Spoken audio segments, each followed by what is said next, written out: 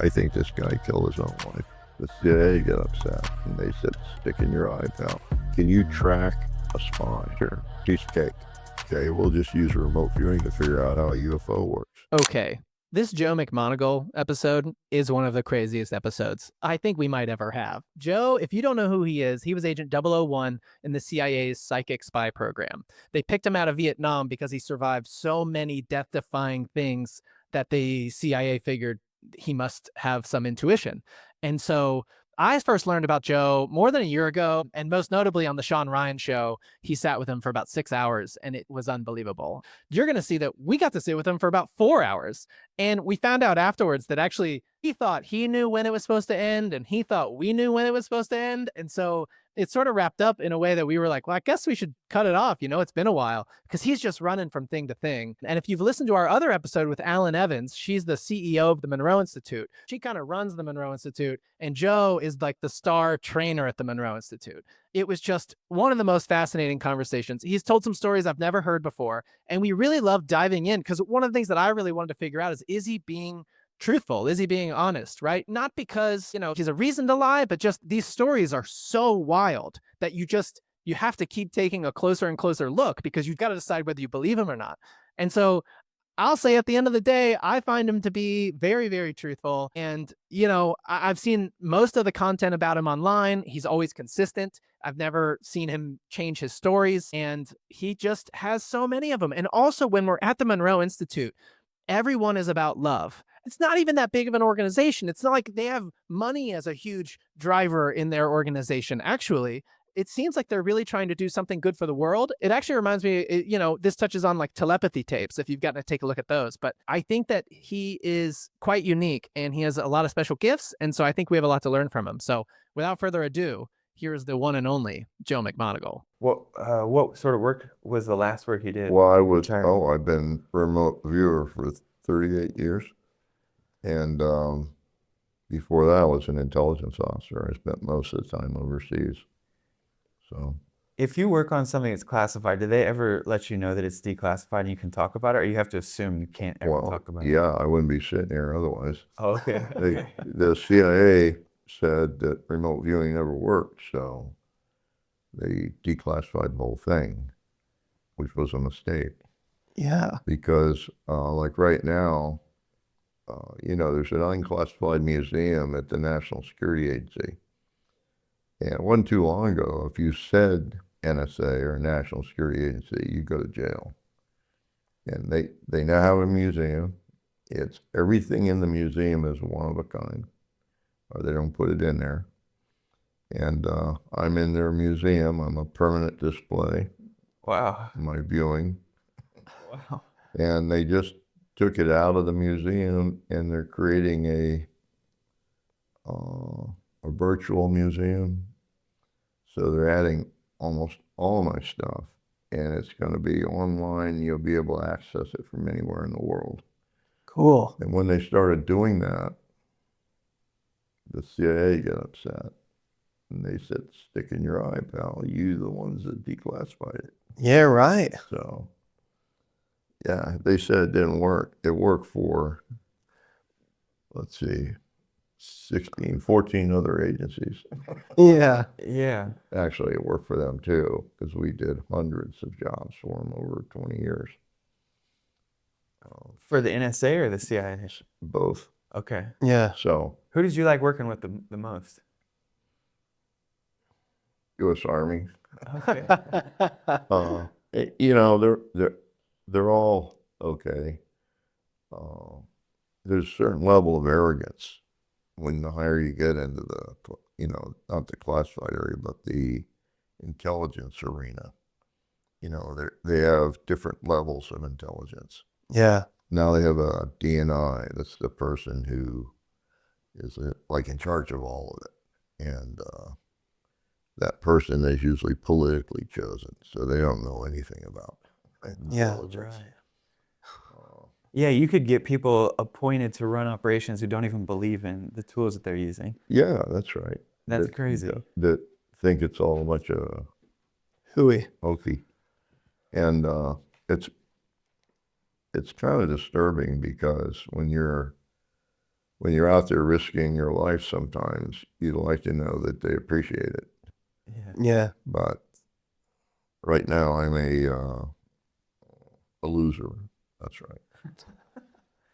So I have to walk with a cane, and I'm all busted up for my years. But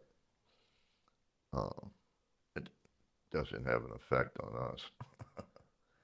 You know, it's funny.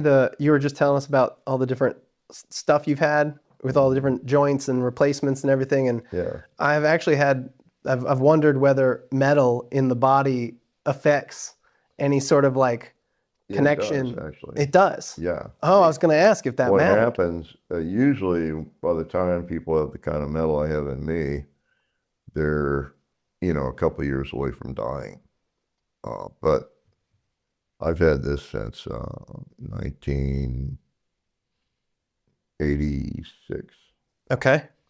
It started in 68. So I've been in unrelenting pain since 1975, maybe. Chronically. Oh, yeah. Big time. They Huh. tried to put me out of the Army medically. What I did is I got a couple Percocets from my medic and joined the new recruits for their induction physical test and came out in the middle of the bell curve, Uh-huh. so they couldn't throw me out. Oh my gosh. They had to keep me. So it was kind of funny because when I did Sneaky. the run at the end, I did really well, but when I dropped to the ground, my right leg wouldn't stop running. It kept No way. doing it. So this lieutenant colonel I knew came over and sat on my knee so nobody would see my leg running. Yeah. And then when it was all over, the surgeon came over and he said, "This is the 1-star general, Kimbrough Army Hospital. You're lucky." That's what he said. "You're really lucky." He walked away because he's the only guy who wanted to medically retire me. Mm. And we had a 3-star running the base. And he said, "That's the one thing I can't do is I can't override a surgeon." Ah. See? So, Saved you. and yeah, so then I took a week's leave and signed myself privately into a hospital. Yeah. Right. Yeah. How do you manage that pain? Yeah. How do you manage chronic pain Well, let's see. over the Back years? in the Yeah. mid-1990s, I was on 70 milligrams of time-release morphine every Okay. 6 hours for about a year. Okay. And I lost track of where I was most of the time. Yeah. So I got off of that, and I went to the VA probably 3 years ago, and I was on 80 milligrams of OxyContin and oxycodone Yeah. every 4 hours. And so I said, I can't do this anymore because the quality of life was gone. Totally. So they have a new pain drug, but what it is, it's for something else, but its side effect affects the pain. So I went from decades of, the 1 to 10 scale in the 7 to 8 range Okay. to 2s or less. Holy moly. So I'm comfortable now. That's great. When did that switch? 9 months ago. Oh, so this is recent. Oh Yeah, wow. Whoa. recent. So up until 9 months ago, you wouldn't want to meet me. I Yeah. was not a pleasant person to talk to because I was in pain, so much pain all the time. I had no idea. Yeah, Yeah. yeah. I mean, I was functional, but Sure. barely. You've got your second wind now. You Oh yeah. start moving around. Let's see. Oh, I just had my 79th birthday, so Happy Happy birthday. yeah, I'm just getting the wind behind my sails. There we go. Yeah, Just getting right. started. Yeah. Just getting warmed up. Yeah. How did you so I found out about you well before Shawn Ryan, but then the Shawn Ryan interview came out. Yeah. It was 6 hours long, and that Yeah. I think was the longest podcast I'd ever listened to. Really? It's up to that point. Yeah. Yeah. And I've heard it multiple times, and it's just fascinating. Well, he's a really good interviewer. He's very he doesn't like invade the conversation like a lot of interviewers have this sort of chip that they have to Hmm. show their exquisite interrogation They're abilities. good at it. And but he's very laid back. He likes to pursue the information. So he probably got more out of me than most. And just by talking. That and I have so much respect for Navy SEALs. It's just a lot of my friends are Navy SEALs. Sure. I know 2 Commodores in the Navy SEALs. So that and Special Forces and Special Operations and all that. What people don't know is probably the toughest people on the planet are Delta Force. Mm. They do jobs that, it's almost an impossibility. Well, they all do, really. Sure. I've heard that too, actually. Delta Force is like the News. bad news. Did you run into basically every special operations group in Vietnam? Was everybody floating around doing different No, stuff? they didn't. Actually, a lot of people are not aware that Vietnam actually didn't reinstitute, but instituted for the first time a formal school for snipers. They had snipers in the First World War, Second World War, Korea, and whatnot, but it was kind of a dishonorable thing to shoot somebody when they're not looking.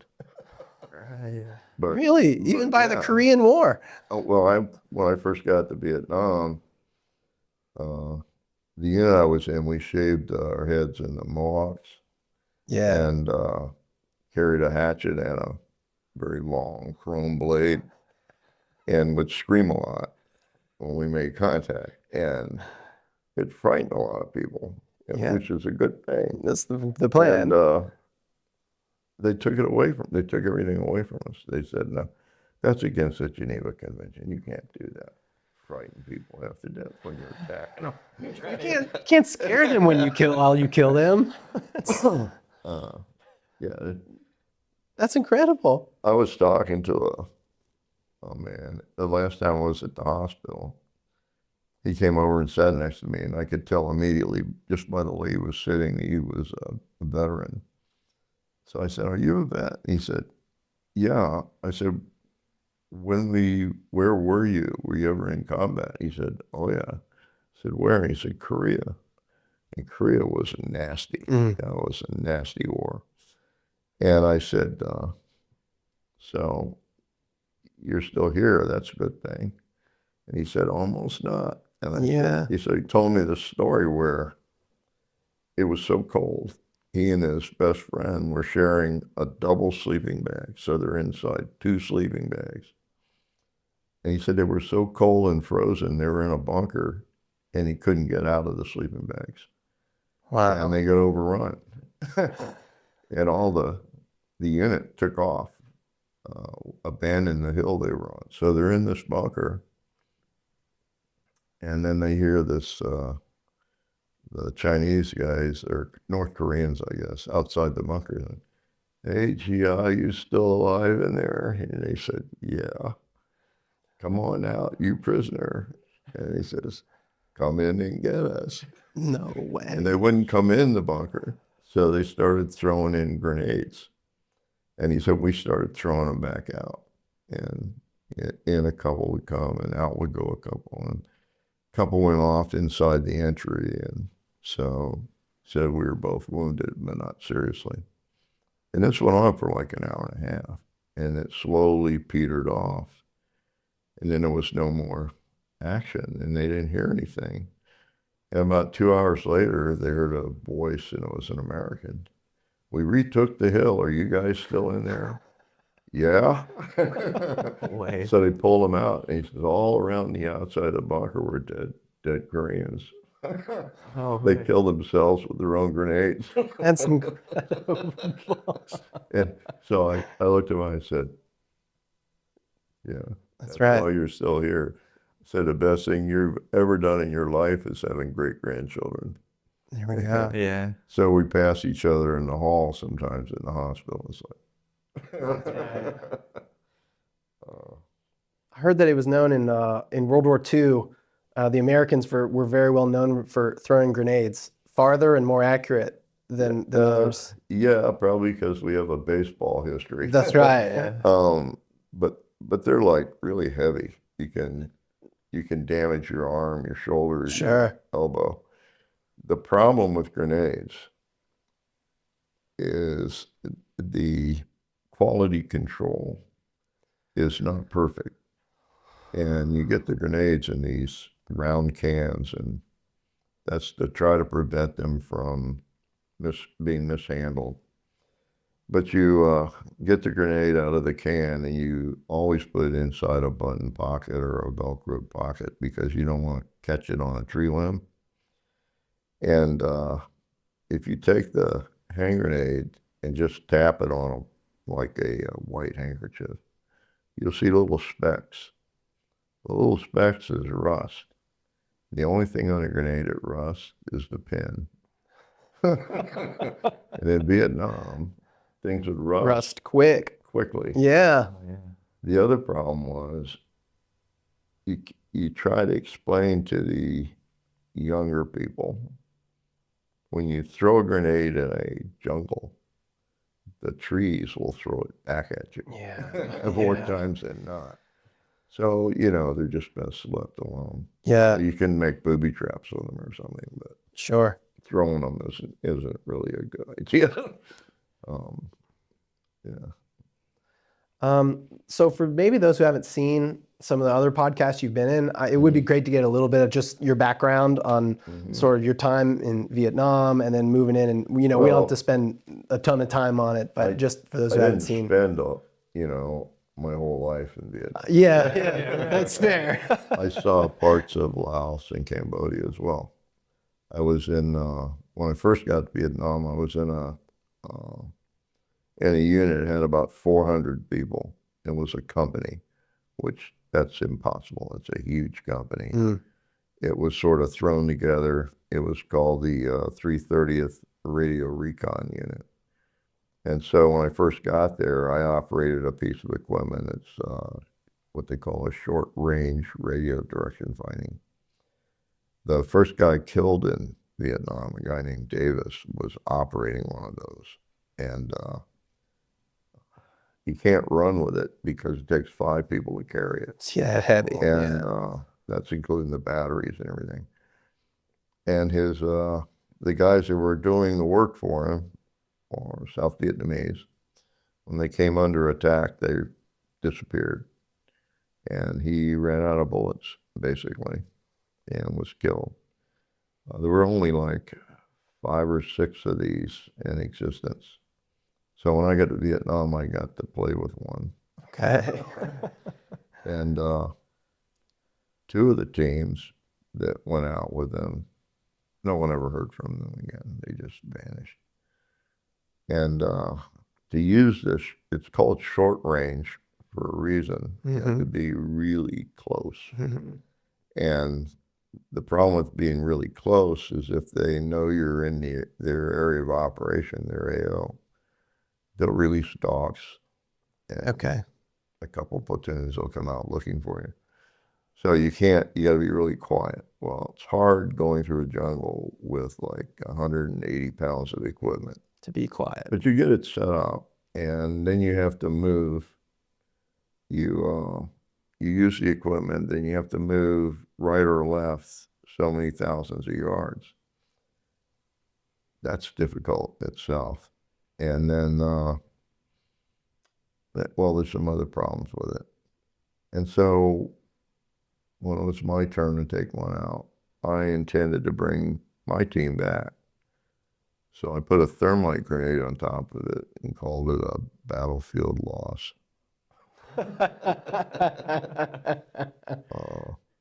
That's pretty great. The surviving one is in the museum at the National Security. Oh, really? Yeah. All right. Yeah. So, but I did a lot of things in Vietnam. I was there for the Tet Offensive. That's when everybody says we lost the war because they occupied 250 plus villages and stuff. The problem is within 3 days, we had pushed them all out of the villages. The VC were basically completely eradicated. The North Vietnamese were on the run, and they were chased into the mountains of Laos. So we were virtually on top of everything. And then in the North, the man who planned that whole fiasco was told, and I've seen the letters on this. There was a letter written from the Chinese premier to the Politburo chief, who I think at the time was a guy named General Gipp. And they said, that's the stupidest thing you ever did. If the Americans come 1 yard across the border, we're out of here. We're done. And you're toast. Yeah. And then the Russians said the same thing. And so we should have crossed the border and they would have capitulated immediately. But we didn't. We just chased them into the mountains until we ran out of bullets and gasoline. Yeah, right. Or diesel fuel. And the problem is Walter Cronkite said that we had lost the war.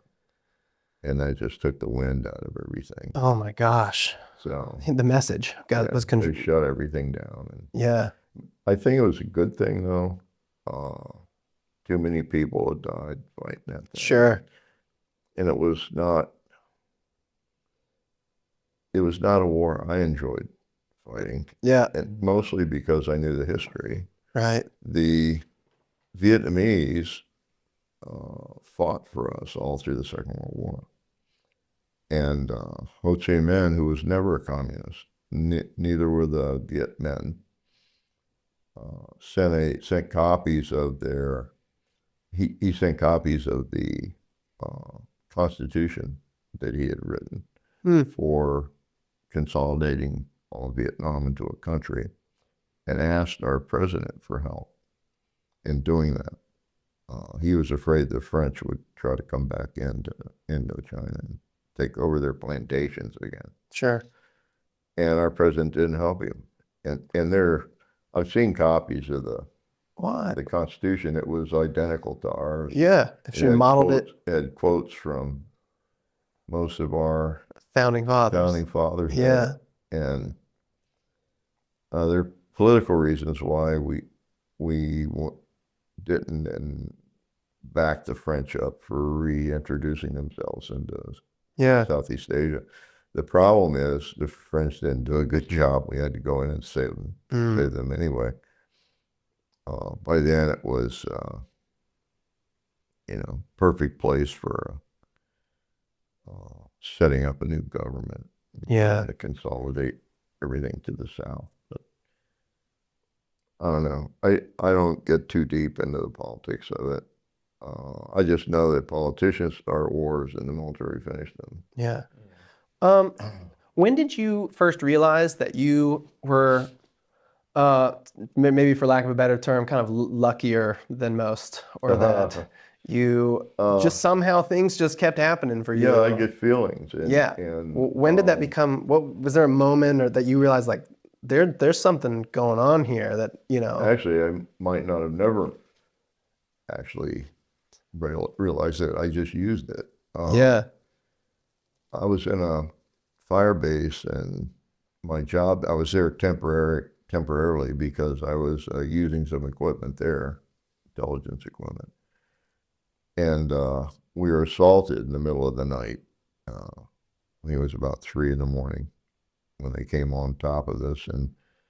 And fire bases were set up in triangles.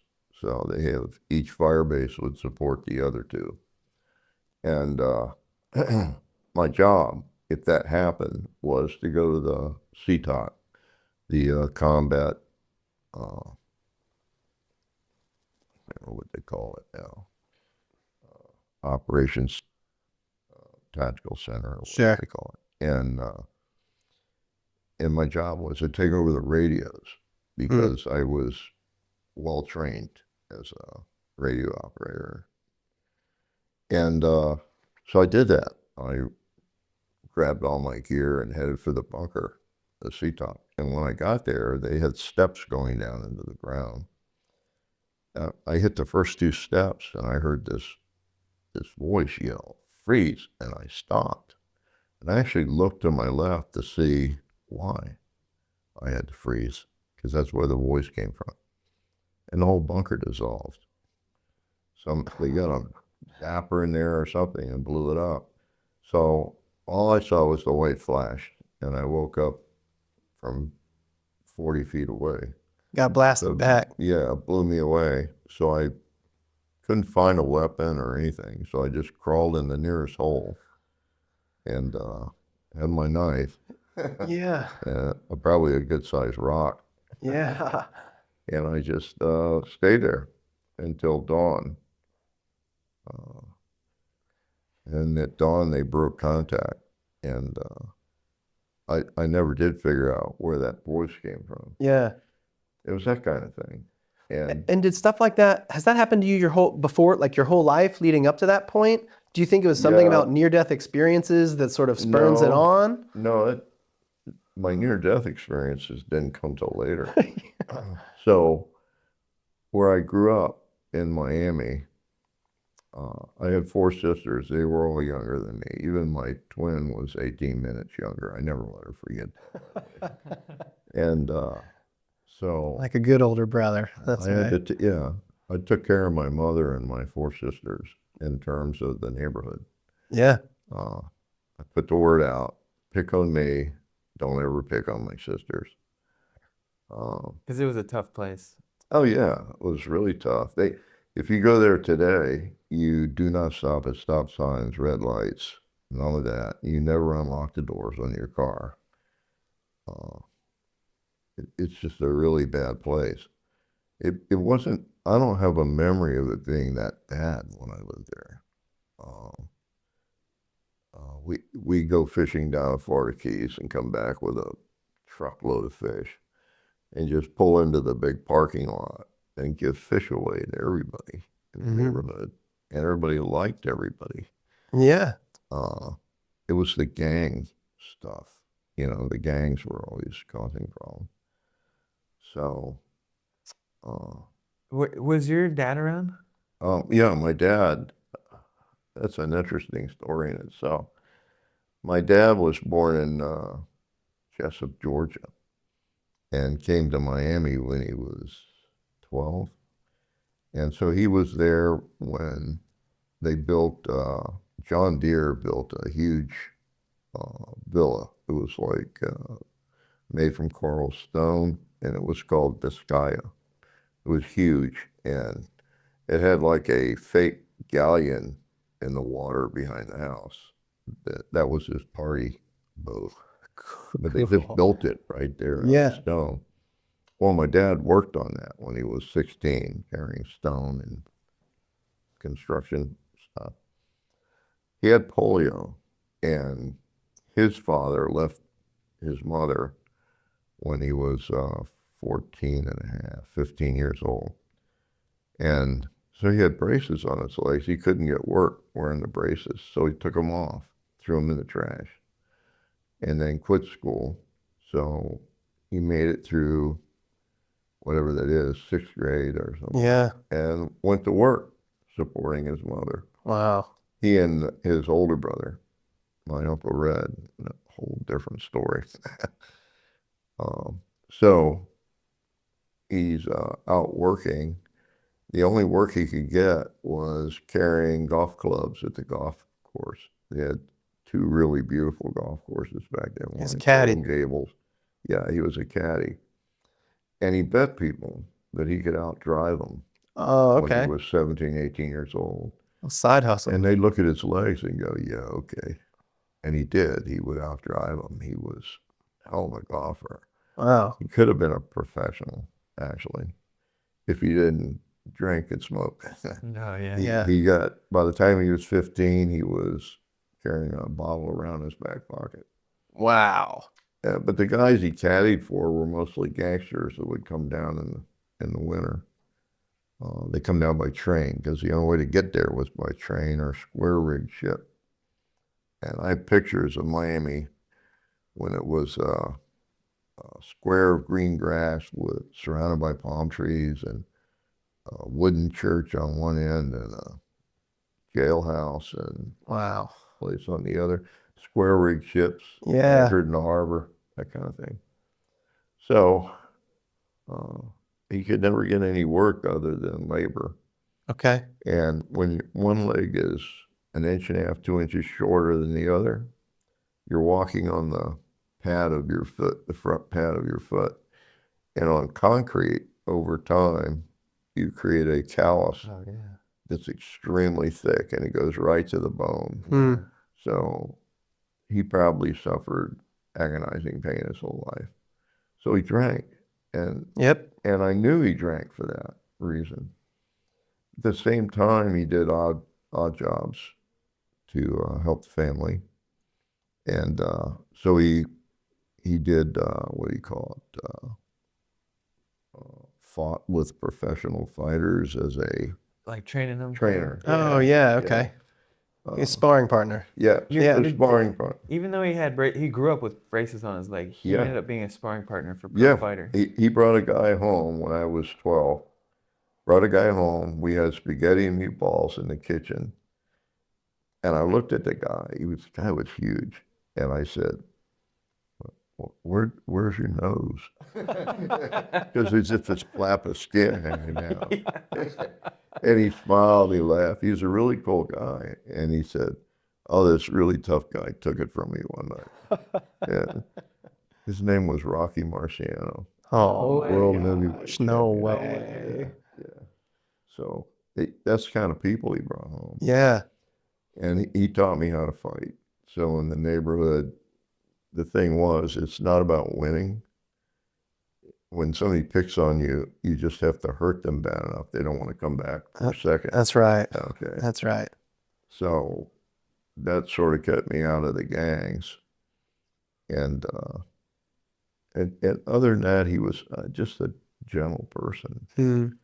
And Saturdays, they would pull all the cars in the big parking lot, the big circle with the headlights on, bare-fisted fighting for money. No way. Yeah. And I was not allowed to be there, but I would sneak out and crawl under a truck or something And watch. Yeah. And I Anybody could participate? yeah. Yeah. You just, And yeah. of course, they'd take one look at his legs and it was like a piece of cake. Yeah. And he'd send him to the doctor, I'll tell you. Yeah. I asked him He was a ringer. when I was about 18, I said, how come you never hit anybody in the face? It seems like that would be a short fight. Because he hit hard. Yeah. He said, oh, no, you break your hand hitting somebody in the head. No, you pound the ribs and the body follows. The mind follows the body. Yeah. So, I mean, he was a tough guy, but a very, very soft-spoken, gentle guy. He loved to fish. He Yeah. loved to play golf.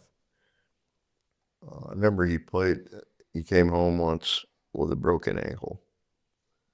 And my mother said, how did you were playing golf. How did you break your ankle? He said, well, my ball got lodged in the crook of a tree. So I climbed up the tree to play it off the tree. I didn't want to take Do you want to take a stroke? broke his ankle True golfer. coming down. He caught the spikes on his shoes on the side of the tree. Oh. No way. You know. Yeah. Yeah. Oh, they had metal Turtles. spikes back then too. So Yeah, it was stuck. right. Yeah, Right. Uh-huh. that's right. Yeah. They were made for climbing trees. Played it out of the Yeah, tree. that's right.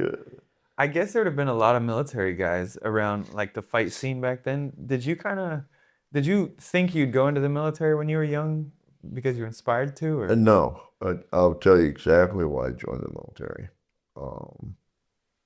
When I was younger, my mother and I were walking through Bayfront. It's called Bayfront Park now. It's right in downtown Miami, right on the harbor. And I went there and went there and met Roy Rogers. I got a silver bullet from the Long Ranger. Oh yeah. I No got to way. sit on Tano's horse, Tano, yeah. that kind of thing. Okay. And she would always take me there for that when I was a kid. And so we're going through this park, and I was really thirsty, so I just went over and got a drink out of this water fountain. And back then it said colored only, and she freaked completely. Took me to the doctor, and the doctor read me this riot act on all these diseases I would get using a colored only water fountain. Oh my gosh. That didn't make any sense to me because I knew a lot of people, you know, most of my friends were black. Yeah. And it was like, they're not diseased. Yeah. They're using that water fountain. Yeah. They're fine. They're doing all I right. don't believe you, Doc. But I started paying attention to that. I got to tell you,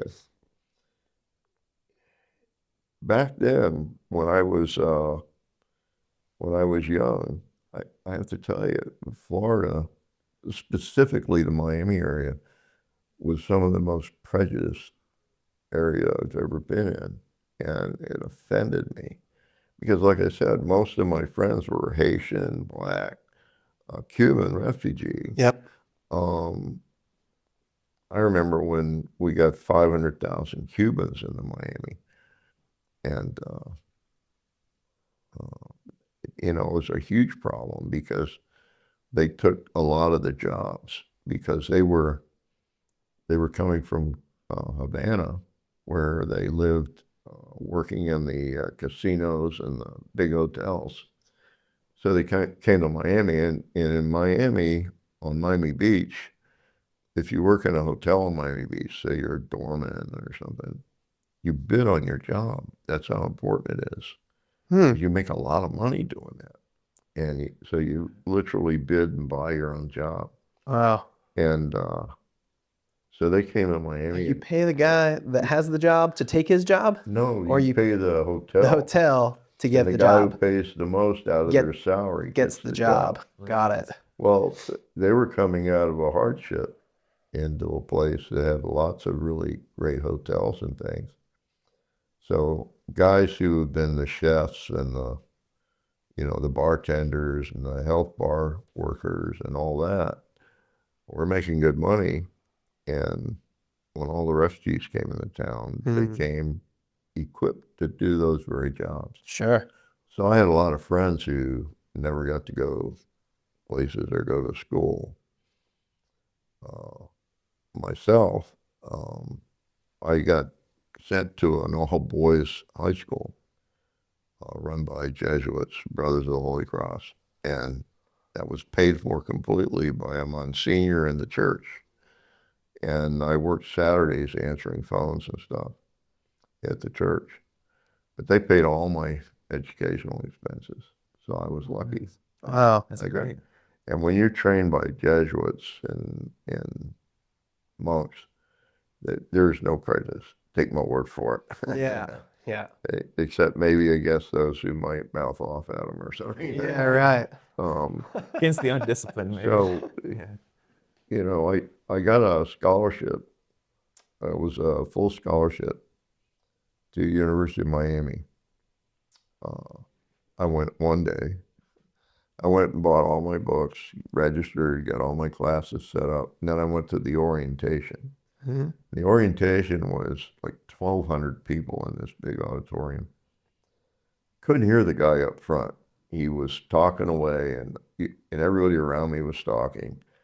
And this other guy stops and hands me an IBM card, and he said, "That's your student ID. Your name doesn't matter. Memorize that."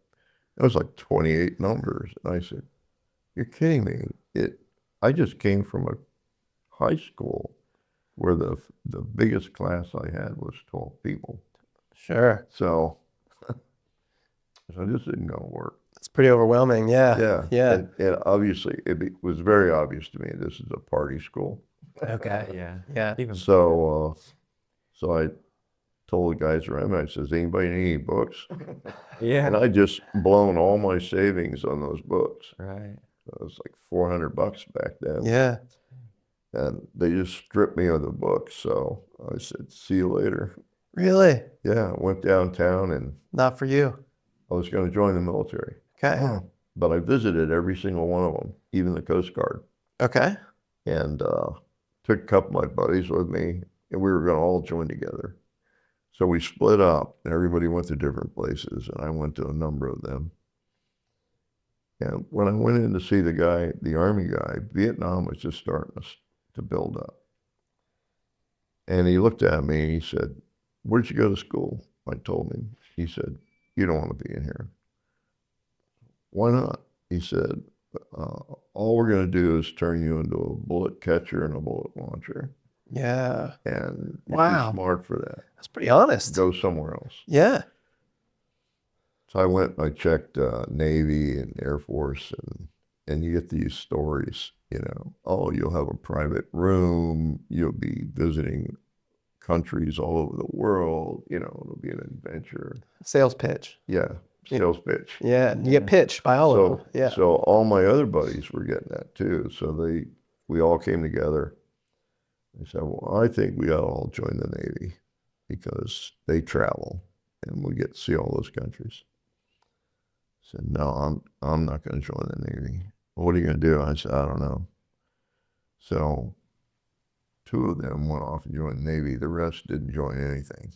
Oh. And I went back to the Army and I walked in and he says, what are you doing coming back in here?" I said, "Sign me up." He said, "What are you doing?" He said, "This isn't good for you." And I said, "Well, it's like this. You're the only guy in this whole building who didn't lie to me." Yeah. So I enlisted in the Army. Wow. And then when I got to Fort Jackson, South Carolina, I took a ton of tests. They give you this whole battery of tests when you first arrive. And I figure it must have been the testing because I went all through basic. That's like eight weeks. And then I went through AIT, that's Advanced Individual Training. And the weapon system I trained on was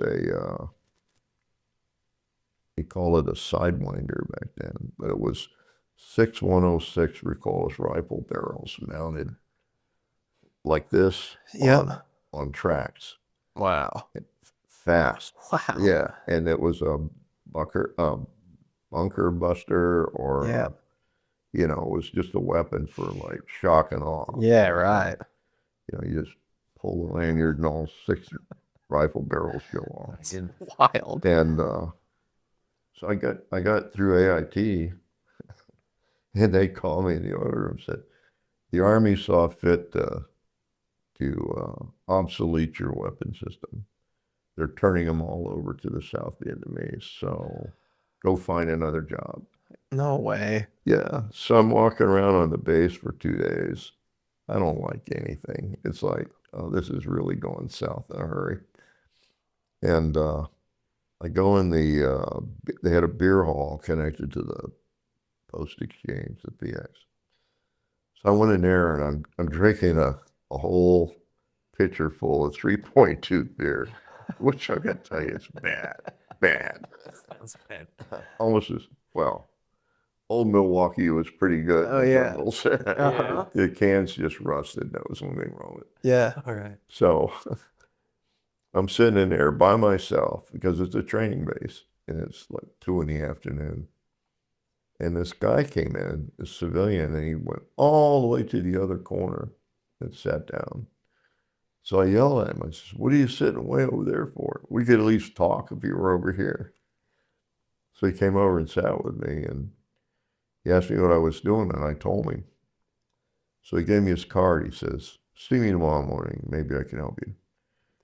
And his card only had a phone number on it. Didn't even have his name on it, So I said, Was it printed? Do you remember? Was it handwritten? Did he handwrite his phone number? No, It was just printed. a card with his phone number printed, and he got it made that way. I called, yeah. So I called him. I knew his first name. I can't remember it now. But, Sure. I called him the next morning and he gave me directions on his office. So I got to his office and it's in a trailer. It's out off to the side. It's in a trailer. So I go in and he says, "So what are you interested in?" And I told him, "Fishing." But he said, I recruit people for special jobs. And he was an intelligence. Okay. I didn't know that, but that's what he was. Sure. And I know that now. Right. And he says, so there's a whole lot of MOSs that I can get you into. That's really What's MOS? Sorry. the MOS. What's an MOS? Well, I'm getting to that. Oh, okay. Okay. No, I said, so how do you pick an MOS? And he said, military occupational specialty. Oh, okay. He says, he hands me a dart. And he says, stand behind the red line. So you're behind the red line. He pushes this curtain, and there's a standard dartboard up there. And each little section had printed in black ink No way. an MOS. No Yeah. way. He says, so you just loft that dart in there, and whatever it hits, we'll see if you qualify. We'll see. Well, that's their first step. So I loft it in there, and it hits right on a black line that divides the sections. Splits. So I said, so what happens now? Do I get a second shot? He said, oh no, that's an MOS. I went, oh God. You're kidding. He said, no, it's a small one, but it's an MOS. Okay. So what is it? He says, I can't tell you. It's classified. What are we doing? What base is this on? Where was this? Fort Jackson, South Carolina. Okay. He's an intelligence recruiter for something that I can't talk Yeah. Yeah, about. right. So he explains all this stuff to me, and he says, to be in intelligence, you have to have a clearance. It takes a year and a half to clear you for your clearance. And that's just for school. And then by the time you get out of school, you get the clearance you need. It takes a year and a half. Yeah. That's a background check. They do background check. Yeah. And then depending on what it is you're doing, they may scrub out part of your history. Oh, interesting. Okay. So he says, so you're enlisted for 3 years. That's not long enough. You got to be in 6 years to be in intelligence. And I said, well, I guess I'm out of luck then. And he said, no, I'll arrange a short discharge and you just re-enlist for 6 years. And I'm sitting there thinking, 6 years. 6 years. Crap. Do I want to do this? So, How but old were you? I was 18. Oh, okay. Just turned 18. So It's like longer than yeah, you have memories in that longer, point. longer than I spent in high school. Yeah, absolutely. Way long. High school was hard enough. Yeah, totally. So I thought about it. I thought, well, I'm not going back to Miami, that's for sure. And I got nothing else to do. Why not? Sure. So I kicked it for 6, and he wrote out a bunch of papers for me, and I went back to my unit. So in my unit, I'm sitting and waiting. They came and they sent everybody, literally almost everybody, block allocated to Vietnam. They're all on order sheets. They were just lists of names. Yeah. Southeast Asia. I'm not on any list. So I'm sitting in the empty barracks for like a week and, just eating and reading and sleeping. And the company commander comes in and he counts out in cash, $450. And he said, get in the car outside. They're going to take you to a men's store, buy civilian clothes. Okay. Am I buying for the winter or the summer? Shorts, shirts, suits, or coats, shorts, jackets. or what? And he says, one of everything. I said, okay. Wow. So they took me to Lynchburg. No, that wasn't in South Carolina. I'm sorry. They moved me first to my unit where I was going to be trained for the intelligence, and that was in Okay. Massachusetts. Got it. And so they sent me to Lynchburg in Massachusetts. And it's a men's store there, and I filled up a suitcase. So I come back, and they said, you have to go to this school. And the school, my first class was nothing but, ready for this, Morse code, No. Okay. So I'm thinking, oh, 120 people in my class. And we had to reach a point where we could send or receive, I think it was 20 words a minute with a pencil. Okay. And old J28 key. So I'm in this class. You still don't know what you're doing yet. No. You have just no keep idea. going. You can't be. We can't tell you Right. yet. No. We still haven't decided whether we can tell you. Right. But start doing all the And- stuff to get ready for it. And I knew this was going to be a problem because we were standing out there one morning in the quadrangle in ranks, and we hear this guy way up on top of the building, standing on the edge of the roof, yelling, "You bunch of motherfuckers!" Yeah. And he does a nosedive right off the roof and hits the pavement head first. Splat. No. Yeah, suicide right there. And I'm thinking, oh man, what the hell am I getting into here? Yeah. Because Talk about a bad Morse omen. code can't be that bad. Yeah, that's right. That's right. Well, I spent like 6 months in that class. Couldn't get past 12. Just nothing could get me past 12. The problem was I'd hear the sound and I'd translate it in my head. And by then I'm 2 letters behind. Mm. I just wasn't fast enough. I was trying to translate as fast. I couldn't do it. So I thought, oh, I'm screwed.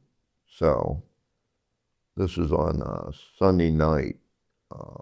The coming weekend, I went through that. And then Sunday night, I said, I can't go to school Monday. I'm going to go have a few beers. Well, I don't have a pass or anything. So I went out through a hole in the fence to this hotel in town and shot pool and drank beer all night. I didn't sleep, just shot pool and drank beer. I thought, this ought to get me out of just about everything. and I go back in the morning and school started. I'm late. I go into the classroom. I'm drunk. And I'm sitting in the chair and the trainer comes up and he goes, "Oh man, where have you been?" And I said, "I've been drinking." And he said, "That's obvious." He said, "Well, you better get to work." And so I'm sitting there and he puts the headsets on me and walks away.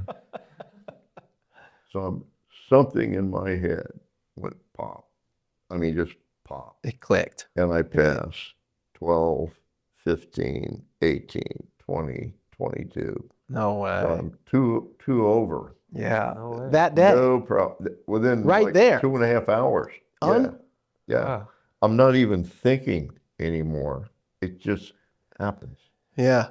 So I guess it's like learning a language fluently. Mm. It something pops and it's like you're born with it. Yeah, right. And today I can still do that. It's Oh, okay. It never goes away. It's burned into my skull. Wow. So I graduated second in that class. Block allocated, everybody Vietnam, except for the top 3 guys, first, second, and third. Wow. Okay, why are you holding us back? Well, you get to go to another school. Oh, great. I go to another school.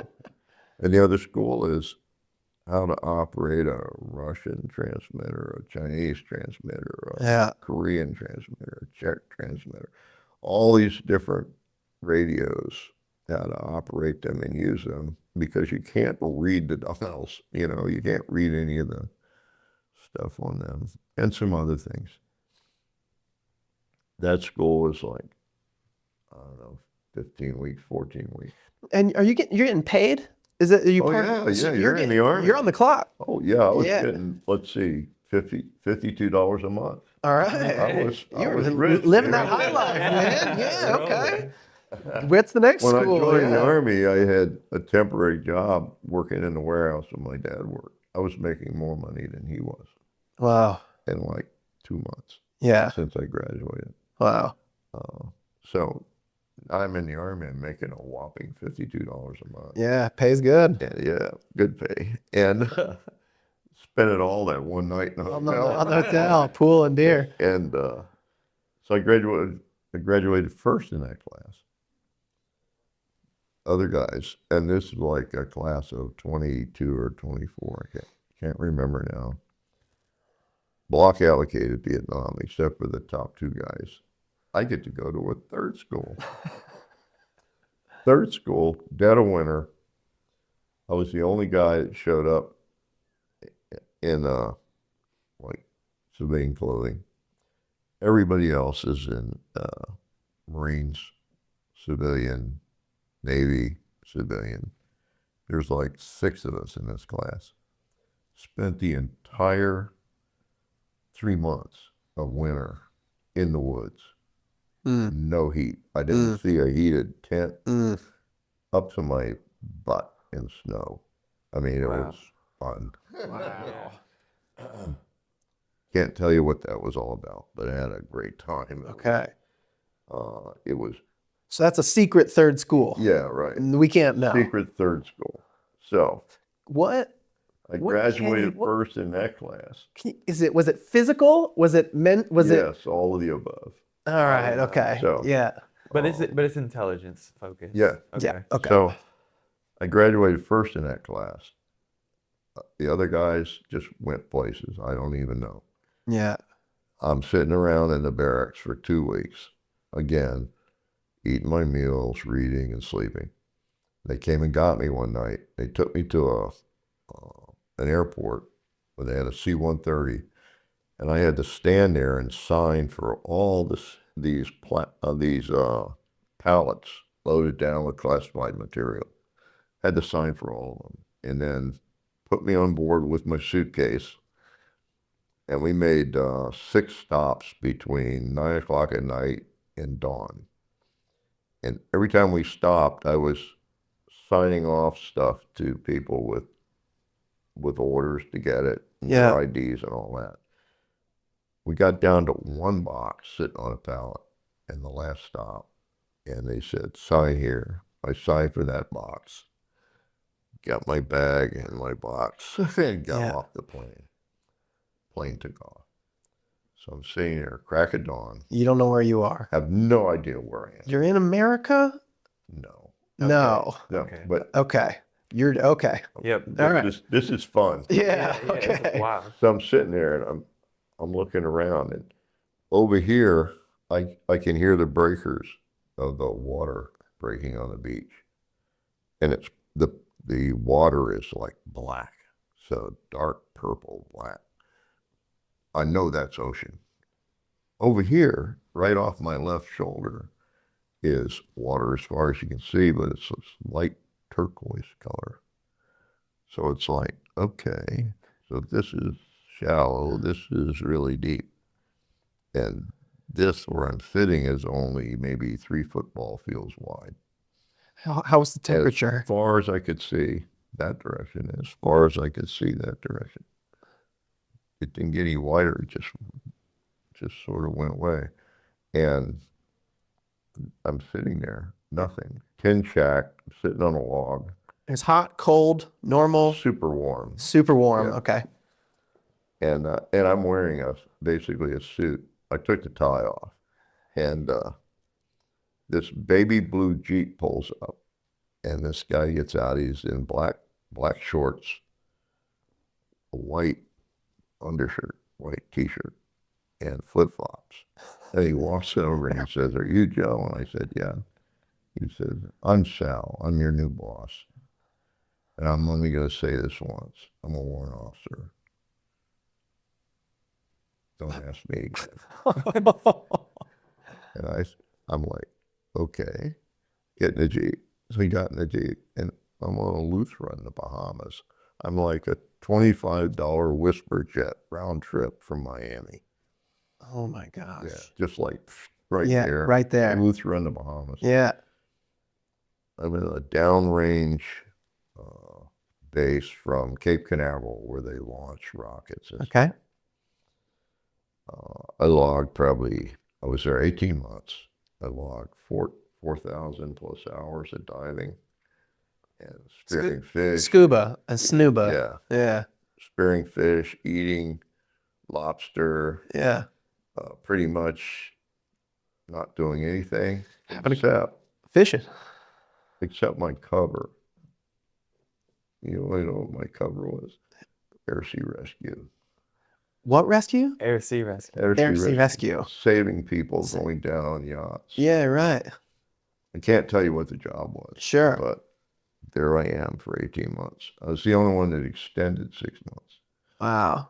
And still making $52 a month.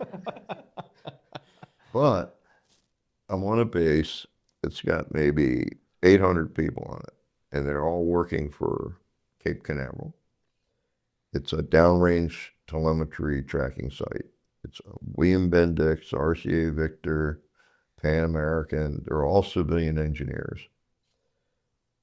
Everybody on that base was a civilian engineer, except for the base commander, who was one Air Force guy on the whole island. Yeah. He was the base commander. Okay. The unit I was in, there's 8 of us. And so, ready for this? Air Sea Rescue, I'm like one of 2 people that could swim.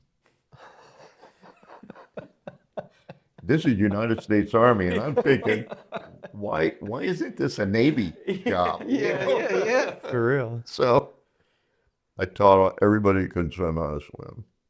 I taught their kids how to swim. I taught their wives how to swim. I taught my boss how to swim, which is a bad trip to begin with. Yeah.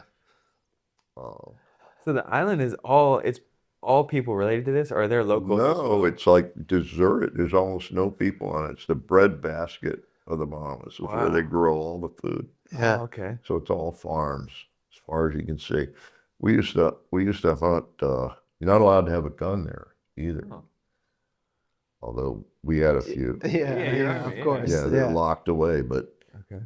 we hunted game birds Okay. out in the fields, so where they grew corn and stuff.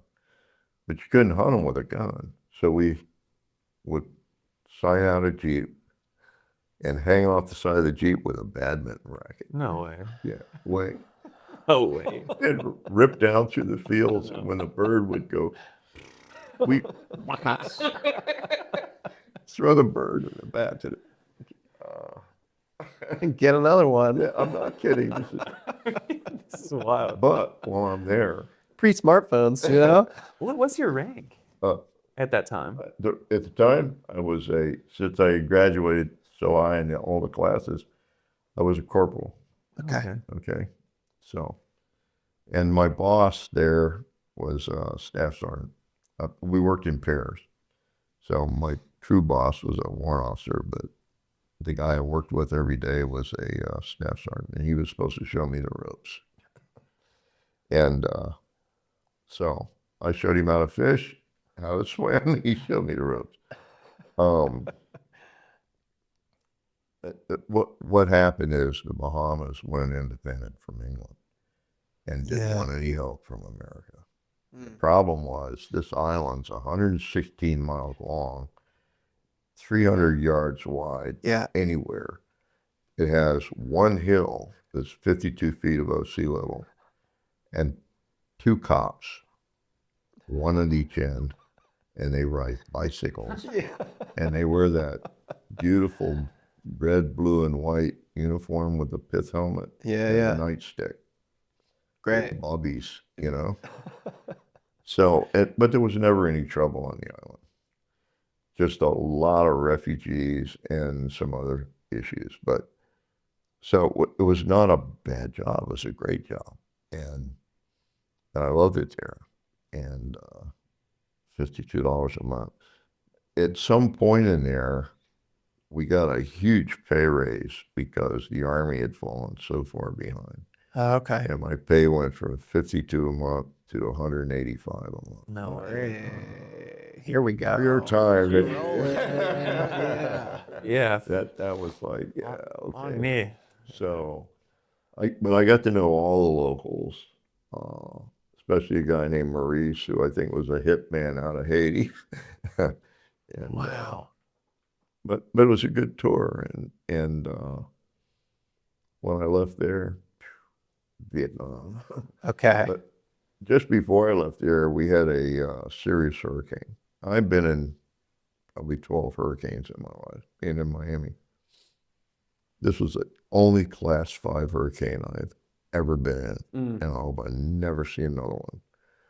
So we're on a hill. We have a van, which is an operational van. We have a van, which is an admin van. These are size of this room, maybe. Yep. Just a little narrower, Sure. perhaps, but outside that, exactly the size of this room.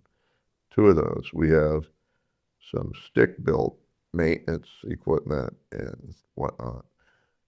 And then we have an antenna field, and it's all on paving at the top of that 52-foot above sea level hill. The hill. Yeah. The one hill.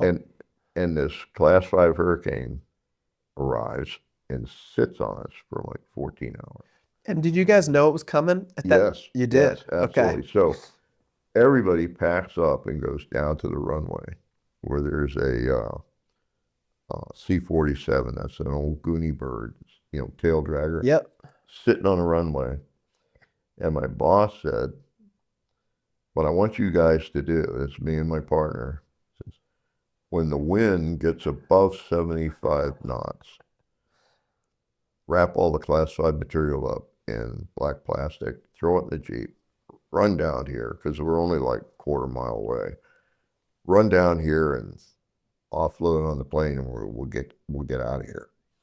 At 70 miles an hour. Yeah, 75 knots. 75 knots. 75 knots. Which I can't remember how it It's translates. at 1.1. Yeah. Something But like that. yeah. It's like maybe 85 miles an hour or something. Anyway, so I'm watching the animator, and I'm talking using a radio in Morse code. I'm talking to Homestead, Florida, a weather guy in Homestead, Florida. And he's telling me where the hurricane is. And the wind suddenly goes 75 knots, 115. We're rushing. We're just throwing stuff in the back of the Jeep. And we just about get the Jeep loaded. There goes the plane. No. So we looked at each other and we said, this is not going to be good. And he's never been in a hurricane before. He's from Chicago or something. So I said, go to the maintenance shed and find the tie-down chains.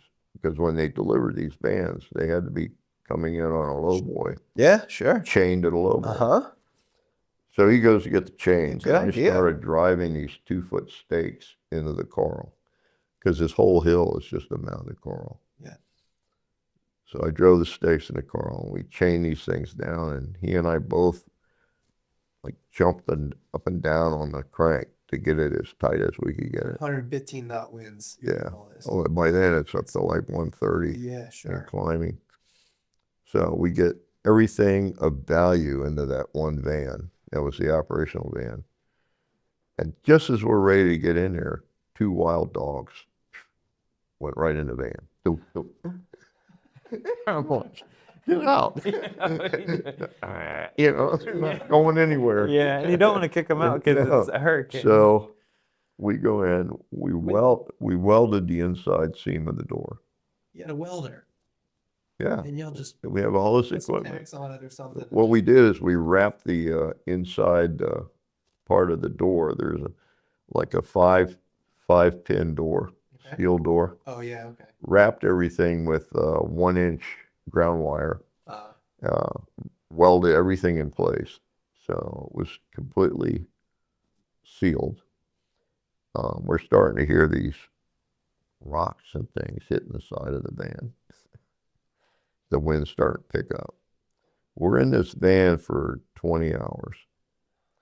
At one point, 3.5 feet of water inside. Because we're only 80 yards from the ocean. And we're sleeping wrapped up in army blankets up on top of these metal racks where we had all the equipment. Yeah.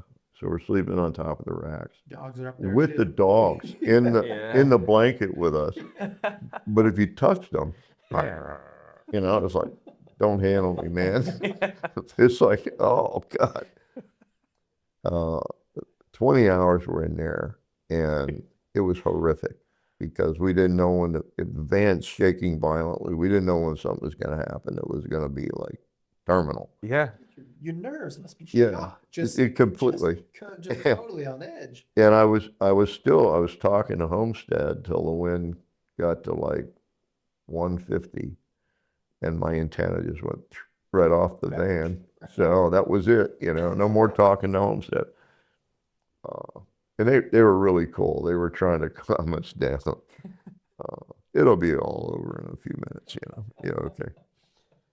So when it finally did die down and go away, and I was able to cut us out of the van, we came out of this van. Now the van was a white enamel van when we went in. Now it's stainless steel. Oh, There my is God. no enameling on this van anywhere. It's just a mass of dents and cuts from the rocks and sand. And everything's gone. 2 pickup trucks, 2 Jeeps, the 2 35 kW sled mounted generators, all the cabling, all the antennas, the other van, the sheds, the repair shop, everything's completely gone. Not only that, but the asphalt and the underlayment scrubbed off the mountaintop, the hilltop. I'm not kidding. It's the most impossible thing you could imagine. We found one of the trucks like 6 months later. You could see light glinting off the side window. It's laying on its side in about 300 feet of water, a half a mile offshore. No. Yeah, we saw it fishing. Were you the only 2 guys on the island? No, listen, when we came out, I won't tell you how many people died on the island because I don't know. Right. A lot of people died. There were bodies in trees Oh. where they tied themselves in trees. You know what happens in a graveyard? The ground gets so inundated with water that the coffins pop up. They float out. Yeah, Yeah. and spin around and get slammed up against things. And they come open, so there's remnants of bodies everywhere. And it's like, wow. And we couldn't go anywhere because the road was gone. We didn't even know where the road had been. So I guess it was 3 days. We had a case of tuna fish, and we had 4 cases of beer. So we're drinking beer. We're trying to drink as little as possible. Yeah. Because we don't know how long we're going to be there. You're rationing it. Yeah, we're like 15 miles from the base, and there was nothing except the base and no road. So we're up there on this hilltop with these 2 wild dogs. We're feeding them tuna fish. They gave up on that in a hurry. They started killing crabs. They go into the woods, kill a crab. Yeah. They didn't share. No. But one day, this noise, we hear this engine getting louder and louder, and this bulldozer just came up the side of the hill and went boom. They cut a whole new road. Wow. They thought we were dead. And they came Yeah. and found us. So here's what happened to me as a result. The colonel flew out from the States. I had to report to him formally, which I did, and I got Article 15, that's non-judicial punishment. Article 15, it cost me 2 months of pay because I didn't follow direct orders. I didn't go down to the runway with all the important stuff. And I tried to explain, he said, I don't want to hear it. So Why would that I happen? came out of there. I was so pissed off. I didn't want to talk to anybody. And my boss says, now turn around and go right back in there and report again. I said, why? I'm not reporting to that asshole. He says, don't let me hear you say that again. Turn around. This is an order. Go back in there and report. So I turned around, went back in and reported. Got promoted to buck sergeant and staff sergeant. 2 promotions and a meritorious service medal for surviving. Wow. and saving my partner. So at the end of 18 months, he's the guy I was being trained by is now working for me. Wow. No way. And it was like, wow. So I left there. Where do you think I went? Vietnam. Straight away. Where everyone eventually got pulled. Big problem though, because I've been in the Army less than 5 years. I'm already a staff sergeant. And I arrive and I check into the early room at the 330th Recon. And the captain says, "Oh, great, I don't have to give you these." And he holds up a pair of staff sergeant Medals. The things. Stripes. And he says, he just throws them in the trash can. He said, "You know what those are?" And I said, "No." He said, "Those are blood stripes." What the hell is a blood stripe? He said, "That guy died, so you get to wear his stripes and take his job." And I'm like, but I don't know anything about being a staff sergeant. Yeah. You know, please don't do this to me. You don't have any choice, pal. Yeah. So I'm a platoon leader already and don't know what the hell I'm doing. Oh my gosh. So the first time I go out with anybody, it's a team of 5 guys and we're out. We go out through the wire. We go 1,000 yards into the jungle and stop. Everybody stop. Now we're still within hearings of the base camp. I said, who's been here the longest? And this one guy raised his hand. I've been here 6 months and 3 days. I said, okay, you're in charge. Yeah. That's smart. And I just started taking the different jobs one by one to learn them. So my first 4 months in Vietnam, I was a staff sergeant working for privates. Yeah. I couldn't do anything else Yeah. because I didn't want to make any mistakes. I didn't want to get somebody killed. And it still doesn't work out.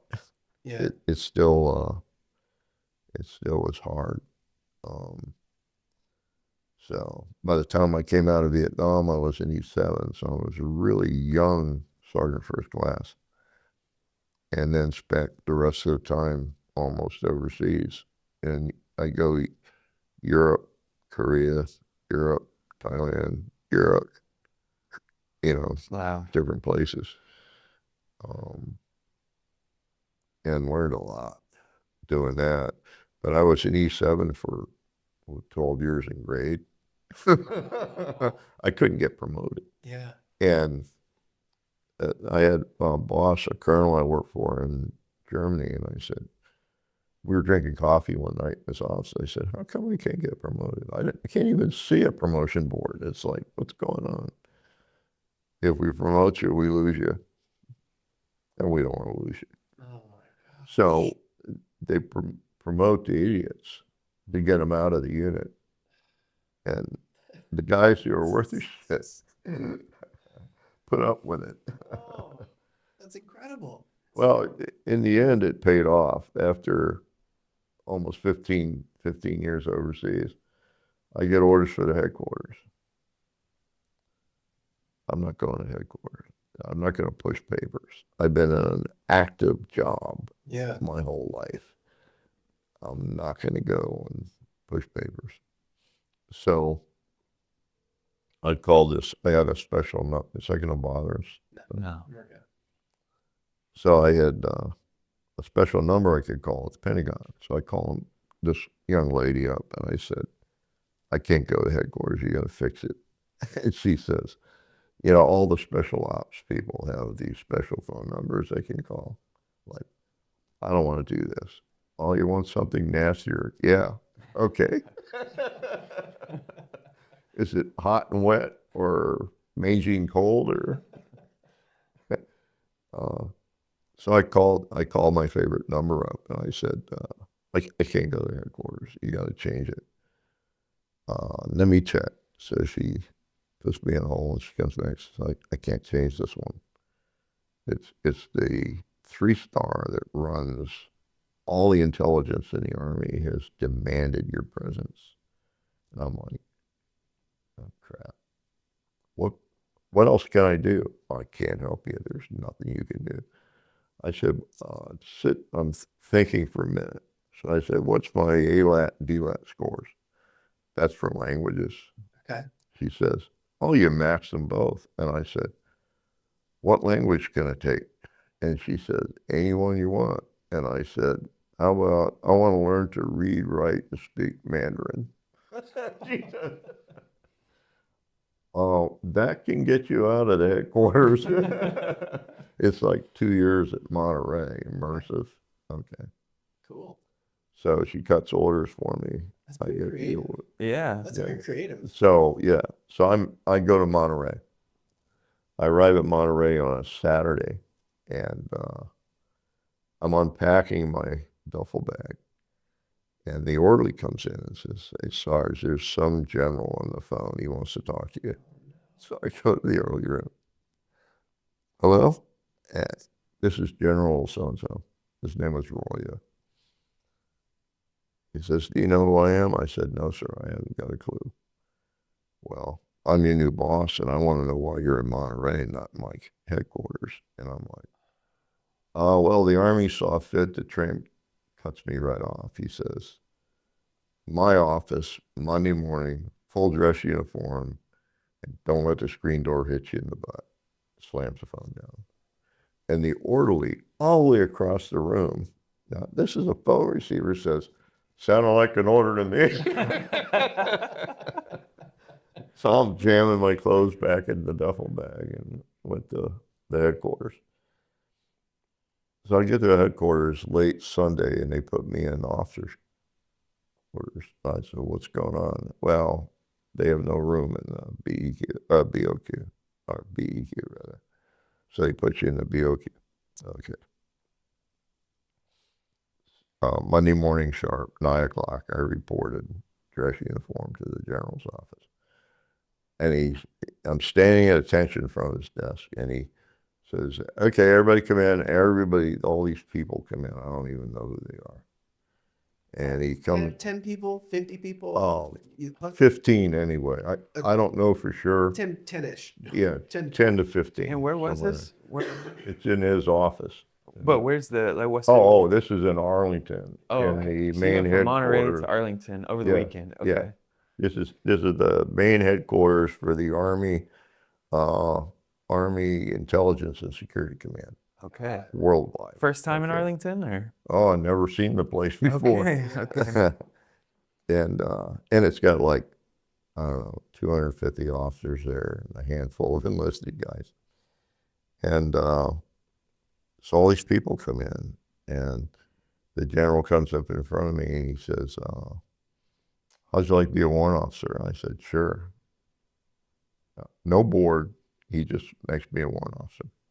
Puts the pins on me, and I'm like, wow, I didn't know they could do that. Yeah. And so he says, I'm putting you in charge of your military occupational specialty for the whole world. And I went, whoa. And he says, and your desk is right above mine in the next floor up. So I got my own office. And so I said, what do you think I said to him? I can't do it, sir. What? Why not? Because I'm just a warrant officer, and that's a year probation. And I got 28 now chief warrant officers out there in the world in my MOS that aren't going to do what I tell them. Can I make him a chief warrant officer? And his secretary says, you can do anything you want, General. Says, okay. He takes the warrant pins off and puts chief warrant pins on. Says, now, can you do your job? Well, I'm not sure these guys are going to do what I tell them. He says, that's your problem. I'm sure you'll work it out. I saluted him and I left, walked out. So I took over my MOS. So Are these, when these promotions come, because I know there's so much rank in military. Yeah. Do they come with associated pay increases? Oh, Or do you yeah. sometimes get Yeah, promotion- monster pay increases. So he's not only promoting you in the military, but I'm you're getting a getting pay raise bumps. with, sure. So he gives you a pay bump really quickly. Yeah. And now you're like, I still can't do my Yeah. job. He's like, what about now? And you get another Yeah. pay bump. And it's Yeah. like, okay, I guess I can try. So- So you're yeah. just inheriting So, pay raises yeah. also alongside the promotions. yeah. That's wild. So, yeah, but you got to remember you're walking into a shitstorm. Yeah. Yeah. So, you know, I didn't know what to do for a while.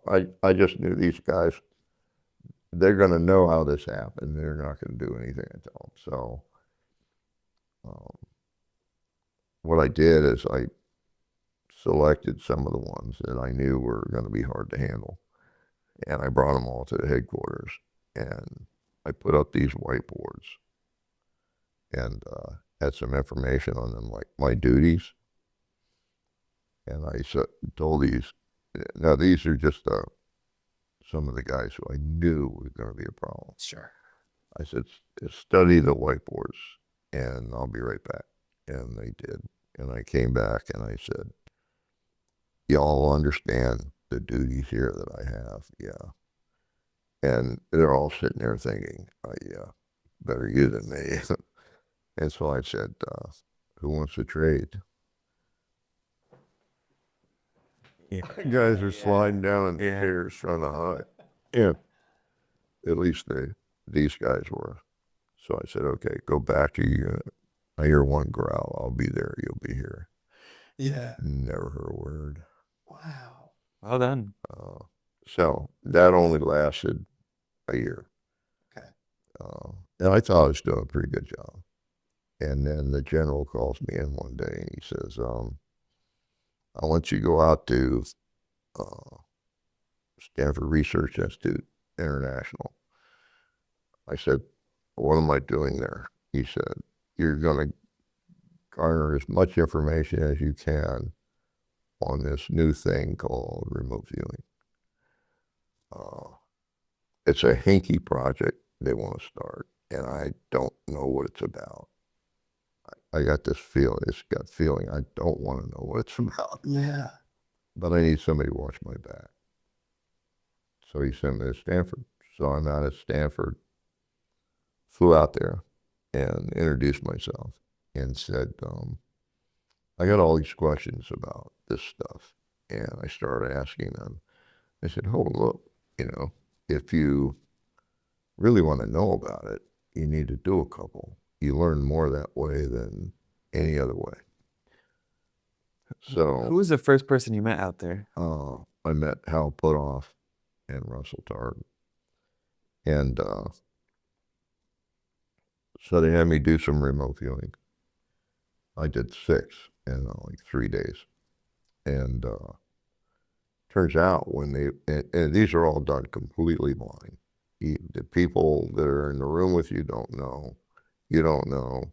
The person who judges them doesn't know. Nobody knows anything. It's like totally, completely blind. And so what they do is when you do your drawing sketches or say whatever you're going to say, they try to use that information to pick out which one is the real one out of like 6 possibilities. So I had 5 perfect matches and 1 near perfect. Whoa. It's till today, it's like the best 6 ever done. And I'm like, wow, shit. And you know how that happened? I said, okay, I'm sitting in a room with Russell Targ. I said, what do I do next? He says, tell me about where he showed me a picture of somebody. He says, where this guy went. I said, how am I supposed to do that? I don't know anything. There's no windows here. I didn't even see what direction he drove on. You didn't know what remote viewing was. You had no idea. I had This no was like idea. a psychic type of No thing. idea.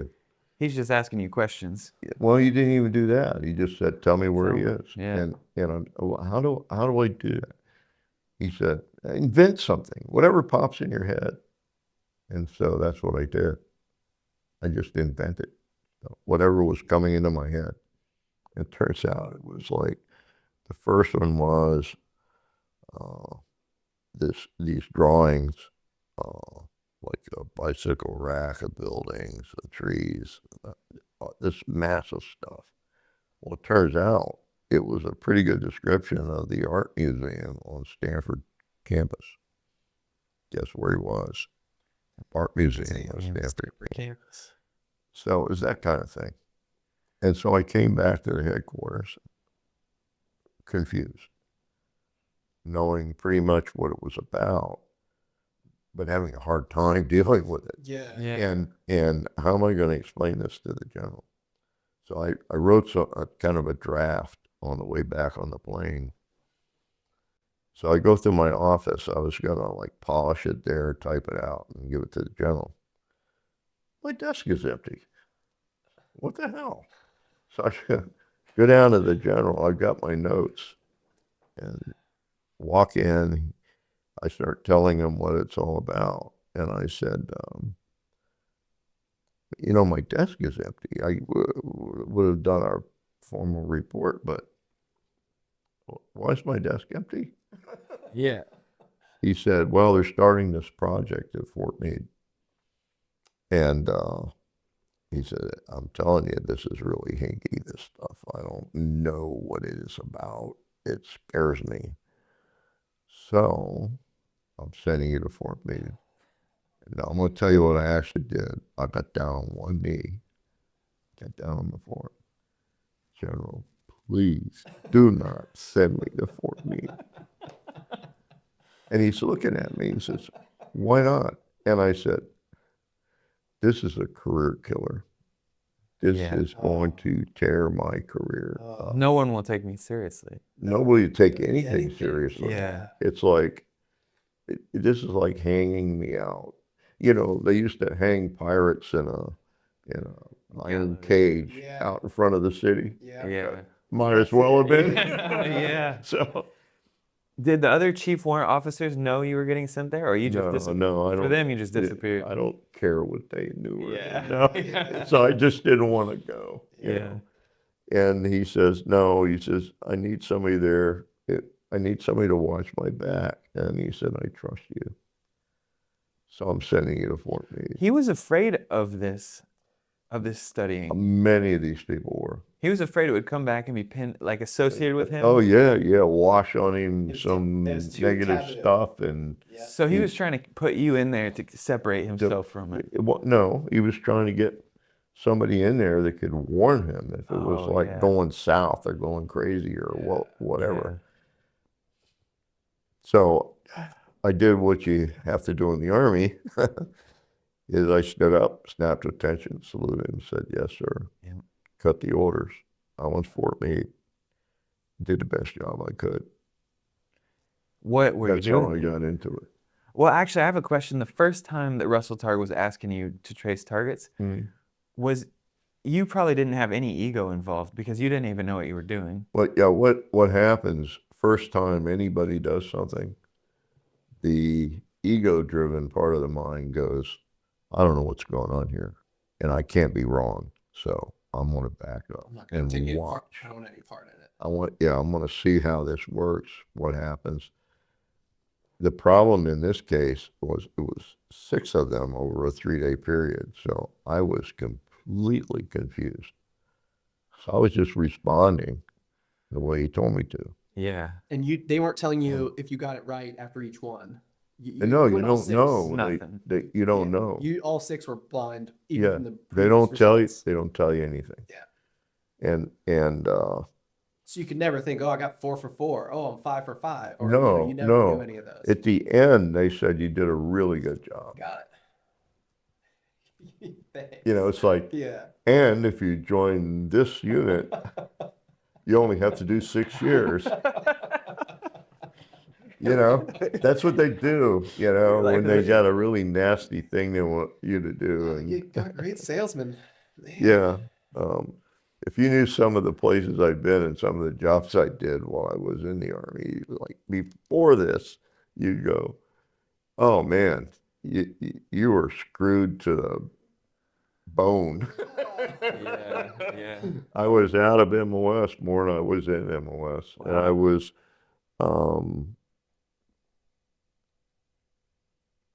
I created more problems for commanders I worked for, keeping them out of trouble than, it was like, what would be a good example? Well, they consolidated a huge headquarters in Augsburg, Germany, and the colonel that was put in charge of the security for the building, huge, 30,000 square feet.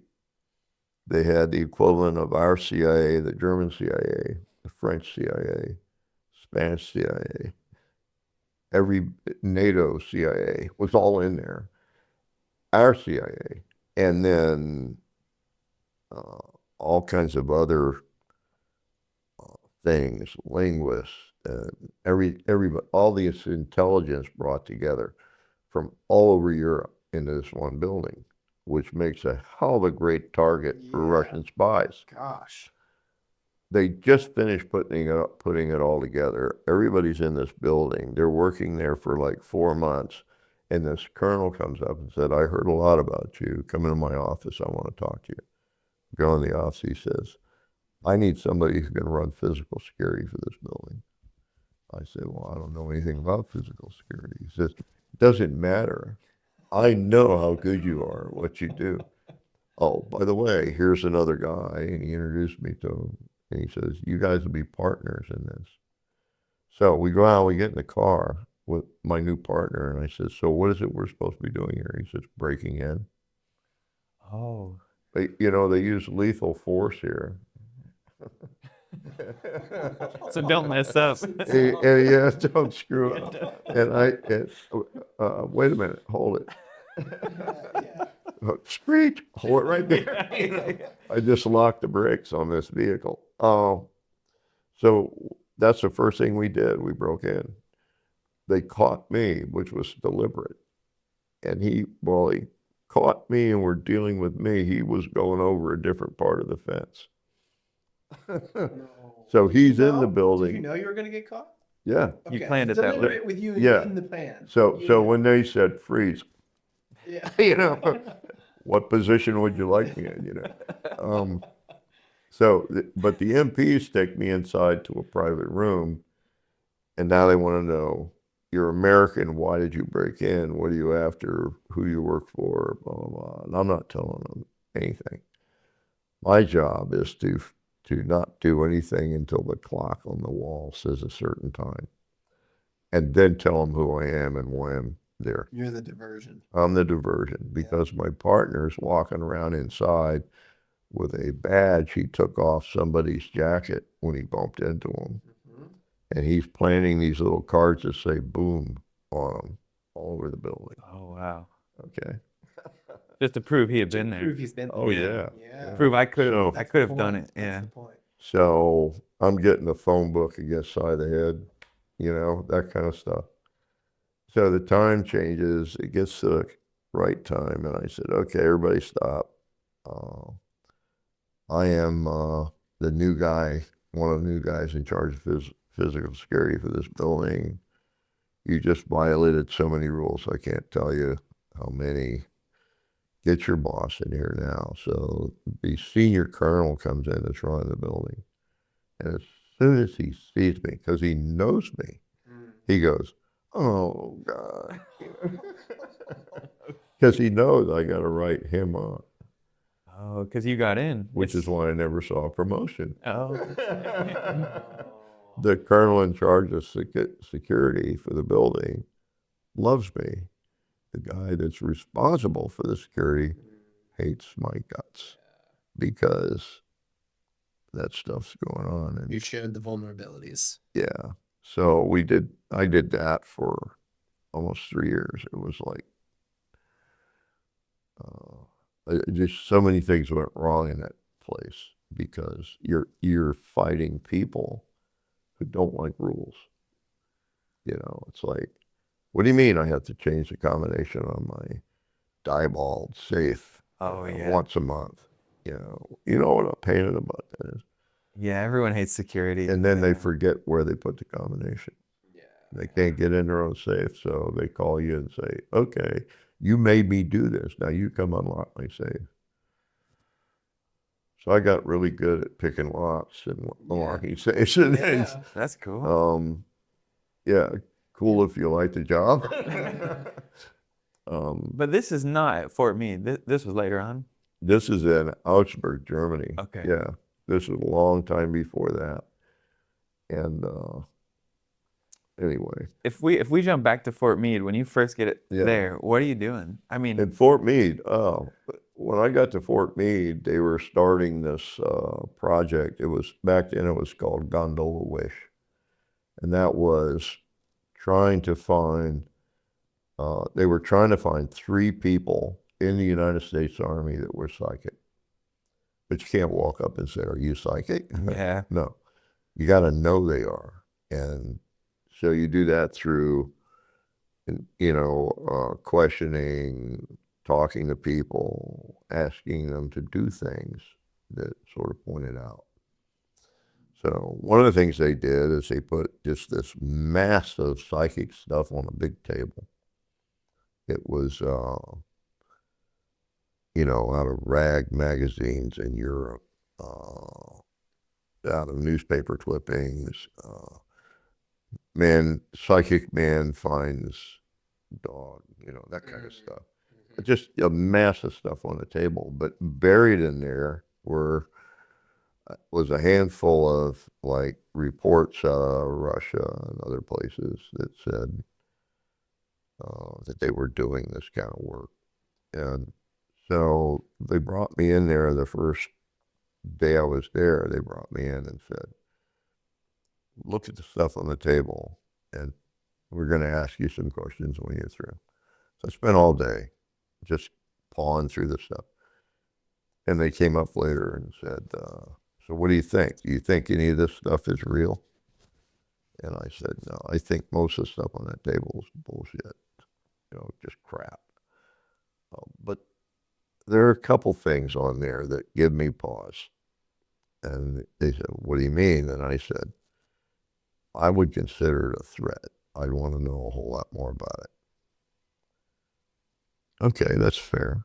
And they asked me some more questions like that. And it just seemed like they didn't know what they were doing. And I was just giving them an honest answer. So they thanked me and said, "Thanks for coming over and helping us."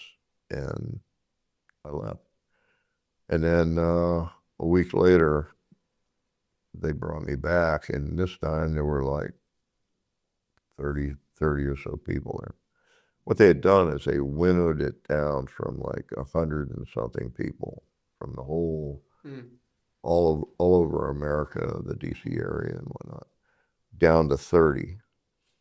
And then the 30, they brought in Russell Targ and Hal Putoff. They talked to these people, so I got to talk to Russell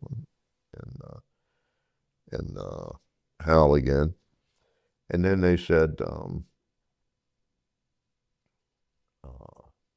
"This is going to be about a new project that's going to involve some esoteric things. If you feel like that's going to damage your abilities in the Army, leave. Because the next briefing you're going to get, you cannot unhear." And a bunch of people got up and left. And what they were after was 3 people, because that's the contract that was signed with Stanford. But when they met the remaining, there were 12, I think, remaining.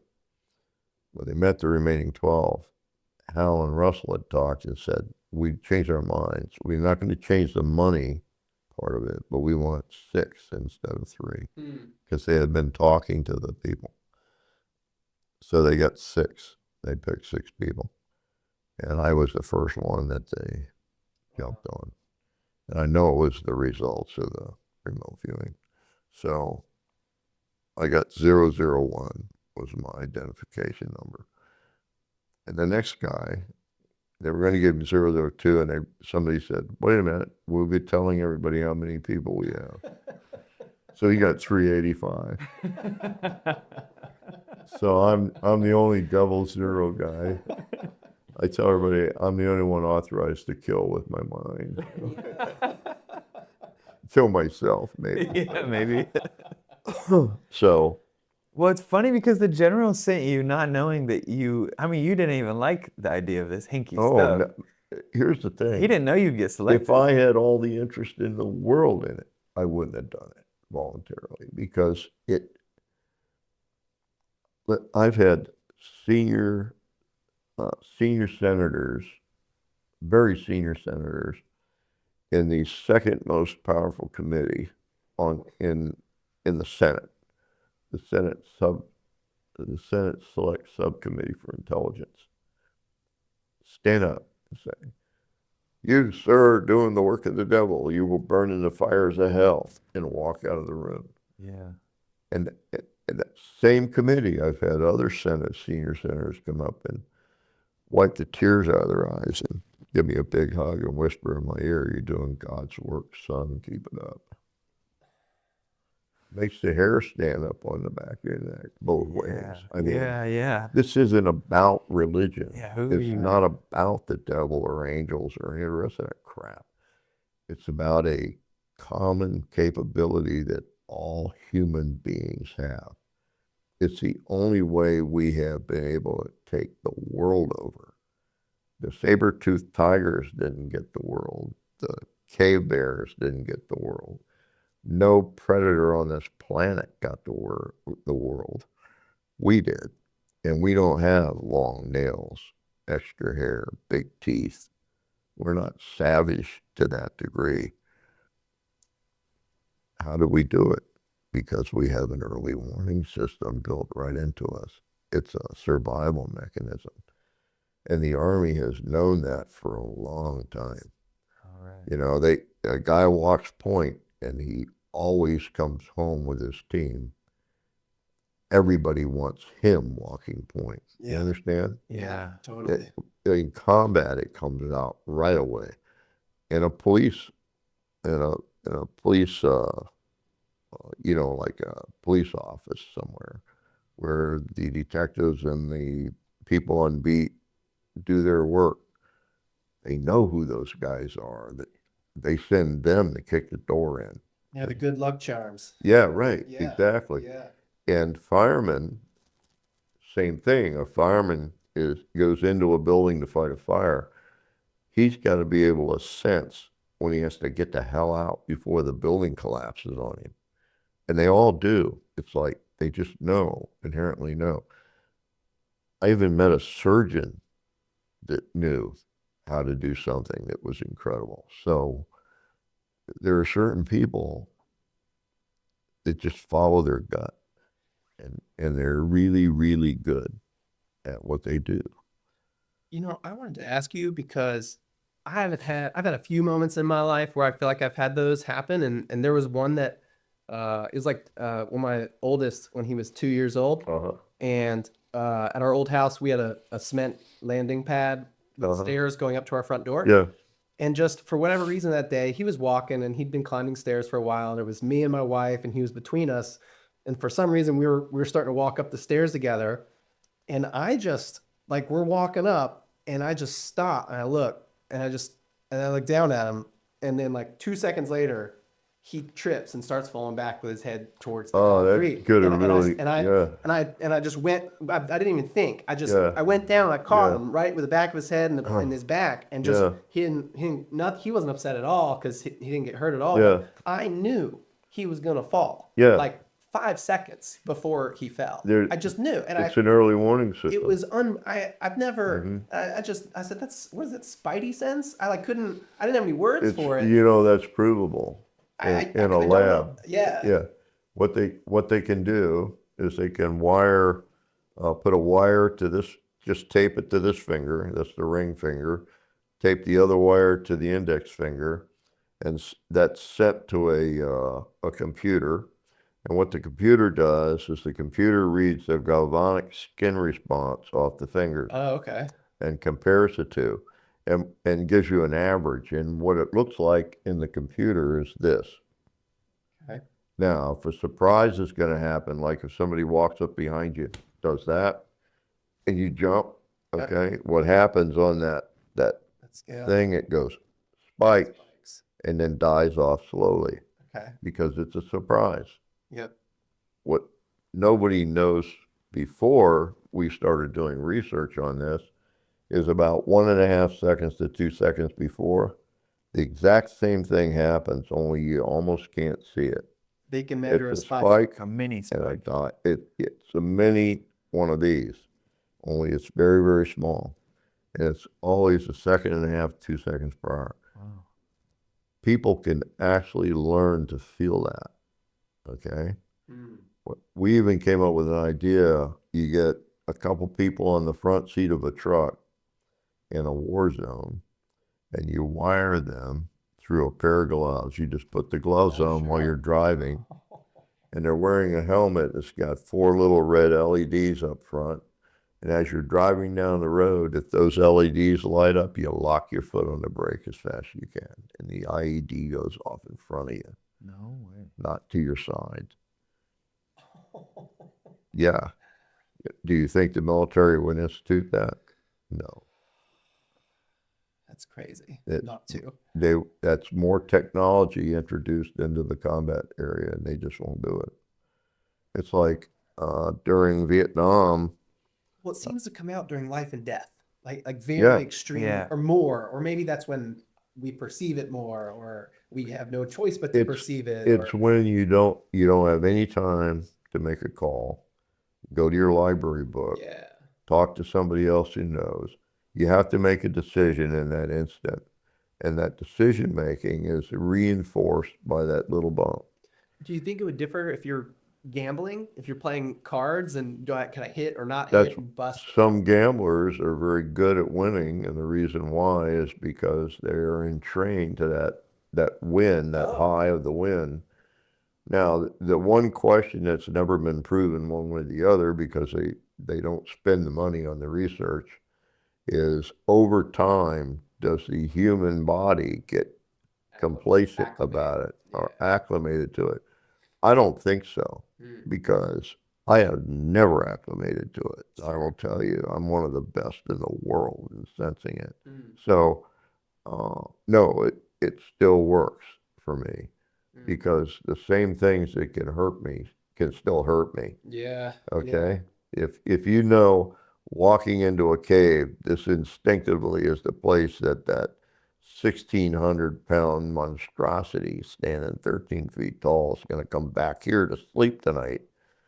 I'm not going to be in that cave. Yeah. Well, that never goes away. Right. Okay? You will sense that every time you go in the wrong cave.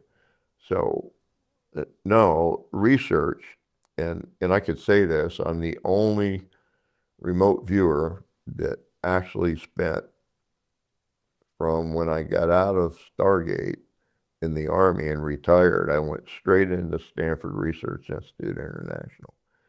I was there the whole time until they shut the lab down at Stanford and moved it to Science Applications International Corporation. I was fired at Stanford and hired by SAIC. The end of the project in 1995, when the CIA terminated it, they closed the SAIC lab. And I was immediately hired by Laboratories for Fundamental Research in Palo Alto. Yeah. And they continued tasking me up until 2 years ago. So I've got 48 years of this stuff. Yeah.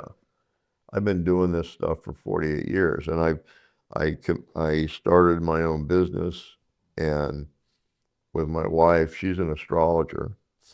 And we started our company called Intuitive Intelligence Applications back in 1985. It's still incorporated in Virginia.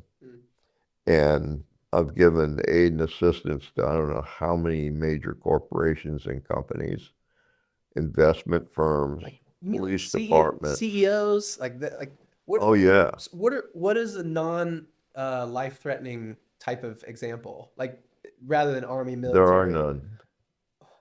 Oh. See, if I work for a CEO, here's the thing. When I started my company, I guarantee total anonymity to my clients. Sure. I never talk about them, their company, where they're located, anything. Yeah. Okay? So everything I do is by word of mouth, advertising. That CEO talks to another CEO or a CFO. Unbelievable. And the reason why is many of these companies are publicly owned. Yeah. If they found out the CEO is working with a psychic, Getting a consultant. their Yeah. job is toast. Yeah, right. Even though I can improve their profit margin by 20-25%. Sure. I give them ideas that they never in a million years would have thought of. Can you give a whitewashed example? Like, is it kind of like, should we use this material instead of this material, or should we go into this market? One of the or not? messiest things in the world is mining. Okay. There's a number of companies in America and in the rest of the world who mine what's called fascia stone. This is stone they put on the face of banks, museums, that Okay. sort of thing. Some of it's granite of specific colors, some of it's sandstone, some of it just across the complete it's many colors as you can think. It's out Yeah. there. Finding it is a whole different matter. So if you have a place where you're seeing it on the ground in gravel because people have been crushing it with their feet, so you know it's there and it's on a farm and that farm comes up for sale, where is it on a 2,000 acre farm? Wow. You don't know. Yeah. But if you go in and you're going to pay $4 million for a 2,000 acre farm, if you're going to pay that kind of money, you got to go in and core sample to figure out where it might be and how much of it is it worth to buy. As soon as you do that, it just went to 7 million. Yeah. Okay. Well, I work for companies that do fascia stone, more than one, and everywhere I said it was, what the overburden was, how difficult it would be to be removed.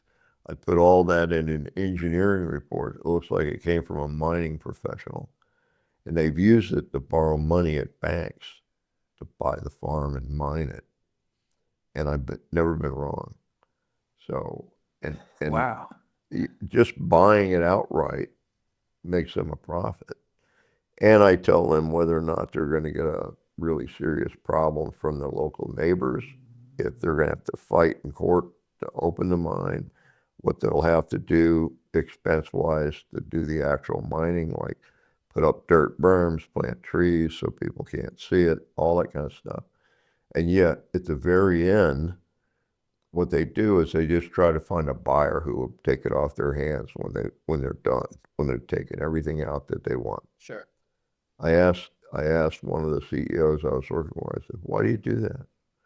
Why don't you go in there, put sand around the rock pit you just created, call it a beach, put in sidewalks, fire hydrants, septic, water, all that stuff, break it up into 5-acre plots, rearrange it if you want with your big mining bulldozers, Right.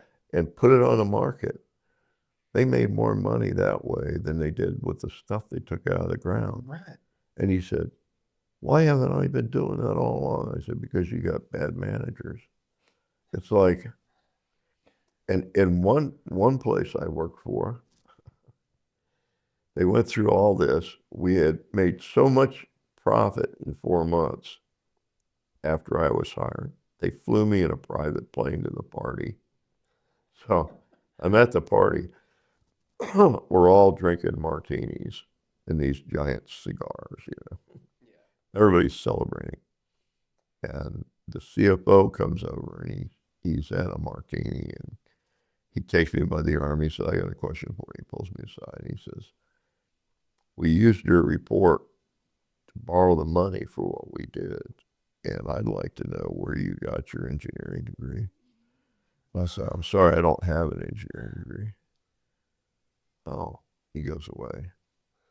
Half hour later, he shows up. Now he's drunker. And he pulls me aside and he says, martinis. and he says, it's got to be a geology degree, right? And I said, no, I told you I don't have a degree. He goes away, comes back. No, he's absent. He's stumbling. He almost can't stand up by himself. How did you do what you do? And I said, I'm a psychic. And he turns the color of that white wall over there. flops down in a chair and looks at me like he can't even speak. So I go over to the CEO and I tapped him on the shoulder. He's talking to someone. And he goes, "Guess what? I had to out myself to your CFO. I hope that's okay. He'll get over it. Don't worry about it." So a couple hours later, we're pumping coffee. Nobody wants to get a ticket going to their hotel. And we're all running out the door. And the CFO comes over. Now he's absolutely stone cold sober, straight, straight, looks angry, grabs me by the arm and jerks me into a side room. He says, "I got one more question for you before you leave." I said, "What?" "Can you do that with stock?"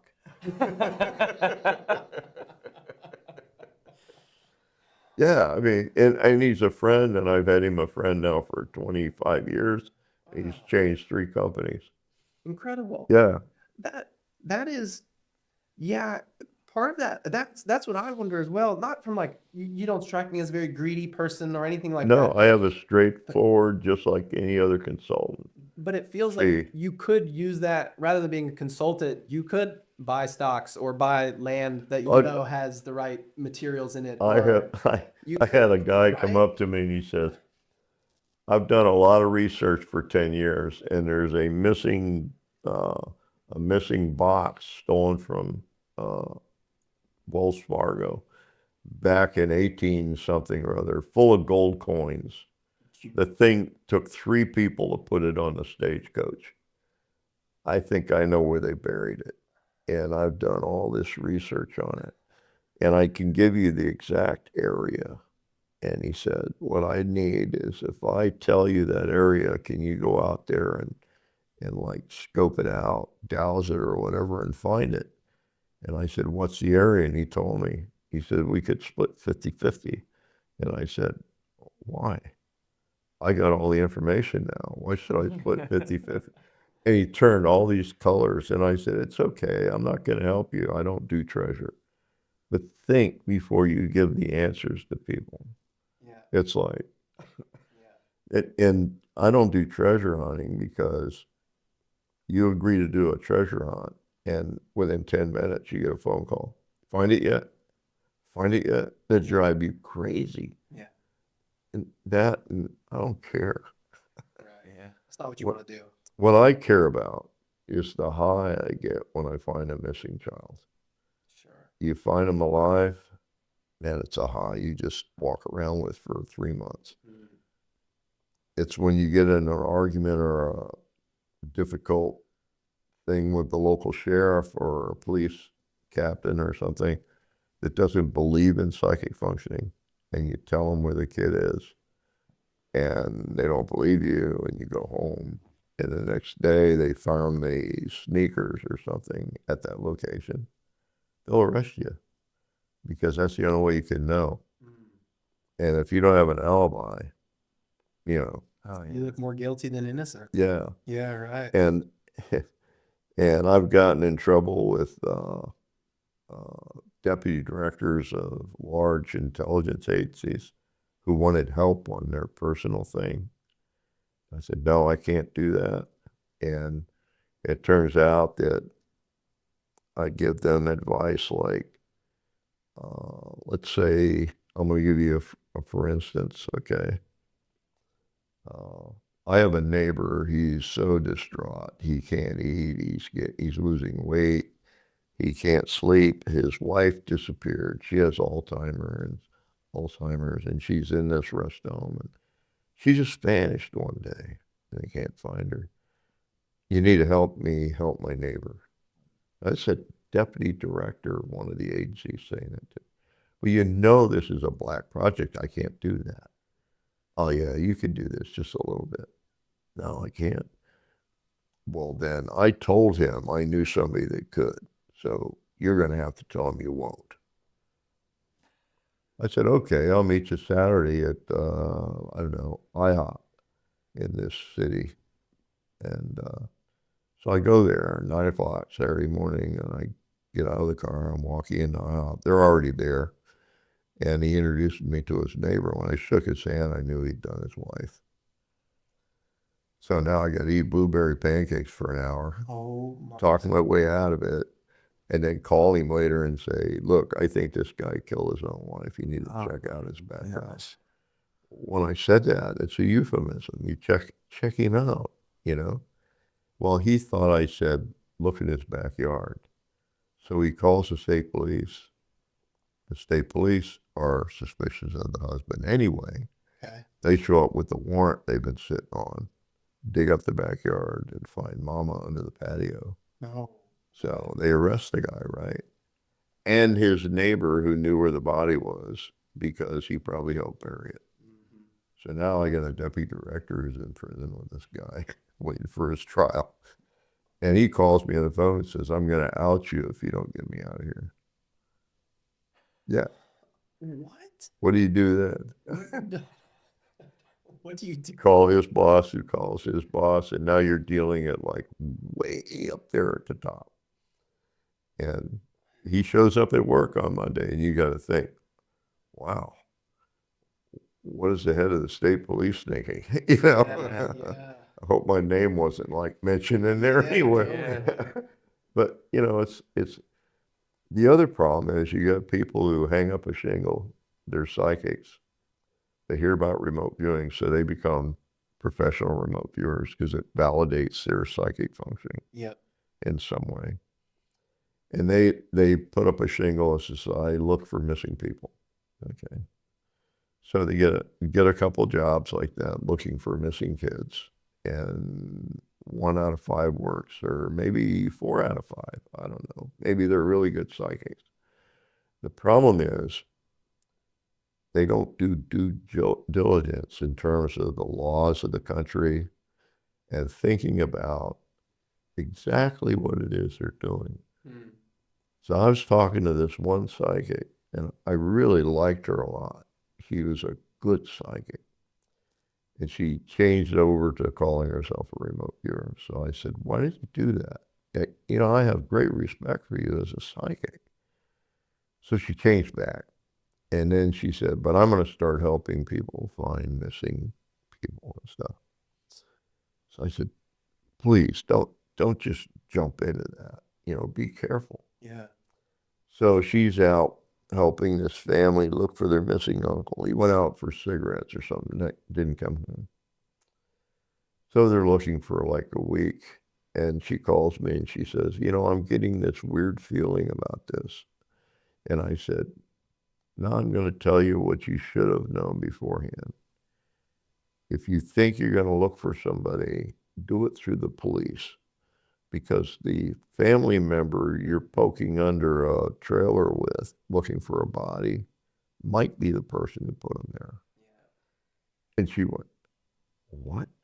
I said, yeah, that's maybe where you're getting your hinky feeling. So it's like people don't know what the hell they're doing. They do it because they think, oh, it'll make me famous, or I can make a lot of money, or whatever. And they just don't understand the risk involved. There's, How can you tell the difference between, because in this space of being psychic, it seems like anybody could just say I am, and if you don't know results. and that's one of the problems. Yeah, so it could be the industry. You could have very valid people who have the ability, and it could be a wash in a sea of people who don't. Yeah. Just making some shekels, right? And so, how can you tell? Can you tell when someone has it? You can't tell. It's just they results. tell you whatever they tell you. All I can say is this: remote viewing has a single protocol. It's a scientific protocol. It was written in 1972. Okay. It's never changed. And that protocol demands that whoever is the psychic, that's the person being the remote viewer, whoever's in the room with that remote viewer, and whoever tasked it by bringing the envelope in or whatever the information's contained in, all those people have to be completely blind. So you need 4 people. So it doesn't matter. You could have 10. Everybody has to be blind. Yeah. Okay. And so the protocol demands being totally blind, and there's a number of reasons for that. The primary reason is most psychics know something about the problem and they're working on it. So right there, it's a problem. They're in their own way. Yeah, they're in their own way. They're adding stuff that's logic and calling it psychic. They're getting psychic information that's wrong, and they're playing it right in because it fits. All these mistakes. The problem is that does a huge disservice to somebody who's completely blind and doing it the right way. The primary reason is if you do something like find a body, find a missing person, solve a murder, whatever it is, if you're completely blind and come up with this like out of whole cloth, you just realize philosophically that you're better than what most people think a human is. In other words, humans are magical beings. We're able to take logic and, you know, the normal everyday stuff and mix it with magic and come up with answers that can't be gotten any other way. And you understand that that is true, absolutely true.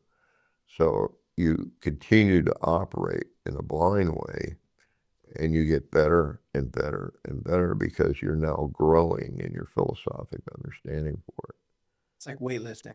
Yeah. For that area of your Yeah, mind. exactly. And the other part of it is you don't think you have this ability anymore. You know you have it because the only way it can work is that way. There's no other option. But if you get hints right there, you just became static. You're never going to get any better.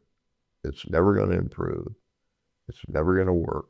As soon as you think it needs some of your logic or another dash of Right, or this somebody reasoning giving or you this- the hint an to extra get thing. you on the right track. Y'all, I almost want to bring it to you in a closed envelope and go here and then leave I your won't. own- and I don't even touch it unless it's completely blind. right. And then that introduces you to a third problem, which is really rare, but it's interesting. You have to develop a good moral, ethical baseline for yourself. Yeah. To what degree are you willing to go or not go? To what degree are you willing to take a risk? People don't realize that when you start dealing in murder problems and things like that, you're at risk, just like any cop would be. The second problem is when you reach that level and you're playing in that stuff. There's a morality issue or an ethical issue. For instance, if someone's at their 18th birthday and they get up, they blew the candles out on the cake, they get up and walk out the front door, and the parents never see them again. And the parents come to you and say, you got to find them for me. You can't. It's against the law. The law says they're of their own adulthood when they hit 18 and 1 second. Okay. The other problem has to do with invasion of privacy. Yeah. You could read somebody's password. I don't know. Right. I mean, I was in Budapest, Hungary with Dr. May, and we were asked to be on television on the 6 o'clock primetime news because everybody wanted to know what we were there for. So we're on there and we're talking about remote viewing and all the rules. And the guy running the news agency there that's got us on stage is really famous. He's just a really big talent in Hungary. So right in the middle of talking about remote viewing, he whips a frame picture out, puts it in front of me and says, can you tell me where this guy is right now, what he's doing? And I said, yeah, I could. And he said, does that mean you know him? And I said, no, I don't know him. I could, but I'm not going to. He says, why not? And I said, because our Constitution in America guarantees privacy. I'm not going to invade this man's privacy because I don't know who he is. I don't know why you're asking me that. We got arguing on national television. I got up and walked off the stage, and it was like true embarrassment for this guy. I said, I'm not going to play that game. Yeah. I Okay, so I come back to America. A month later, we go back to Budapest because we have a professor there who's doing some experiments for us. We go through customs. When I came out of customs, this professor runs over and Joe, and he bear hug, lifts me off the ground. He said, "I'm so glad to see you got through customs." I said, well, why wouldn't I get through customs? He said, "Remember the guy that was trying to get you to describe where this guy was? Well, that guy in the frame, the picture, is our new president. He'd just been elected. And the guy heading up the assassination club, the 5 guys that were out to kill him, was sitting right next to you asking, where is he now? What's he doing?"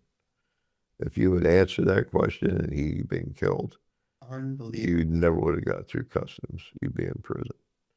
So you don't know. You don't know why you're being asked something. Yeah. So you have to be good enough to know, should I or should I not be doing this? Does having an ethic or belief in, say, I'm not going to help somebody kill somebody, would that prevent it in a blind situation as well? Like Yeah. if you have that and I bring you, but you don't know, but I'm bringing you the photo of the guy in an envelope. Yeah. And you're blind to it. Would you not be able to, or would you get a bad feeling No, about but- it? Or But if you, from the get-go, the entire time, only were completely blind, your probability of knowing you're being asked to do something illegal is going to come across big time. you would start feeling Right. red flags. Which is why I didn't say what I could have said. Wow. I was in Japan. I did 14 2-hour specials in Japan. And in the middle of one of them, they took this absolutely gorgeous woman out of this panel and brought her out and introduced me to her. I didn't know who she was. It turns out she's one of the most famous single female actors in Japan. Introduced me to her. She's 22 years old. And they said, How old were you at the time? 56 maybe. Okay. All right. So I said, nice to meet you and everything. And she's smiling. And the guy that's running the show says, "Can you tell us where she was 8 o'clock on Saturday night?" And I said, "Sure." When I said that, I saw fear in her eyes. They sensed it. She just broadcast it. So I'm thinking, wow, there's a reason for that. So I'm thinking about it while they're talking about me doing this. So lo and behold, if I didn't fail, which was totally deliberate, and I saw her relax when I failed, and I looked at her and I smiled, and I said, "Look, I'm really sorry it didn't work." And I bowed to the audience and I take full responsibility for the failure. It just didn't work this time. Hour later, we're done shooting the show. It's on tape. I'm in the green room. Knock on the door. So I open the door and she says, "Can I speak to you privately for a minute?" I said, "Sure."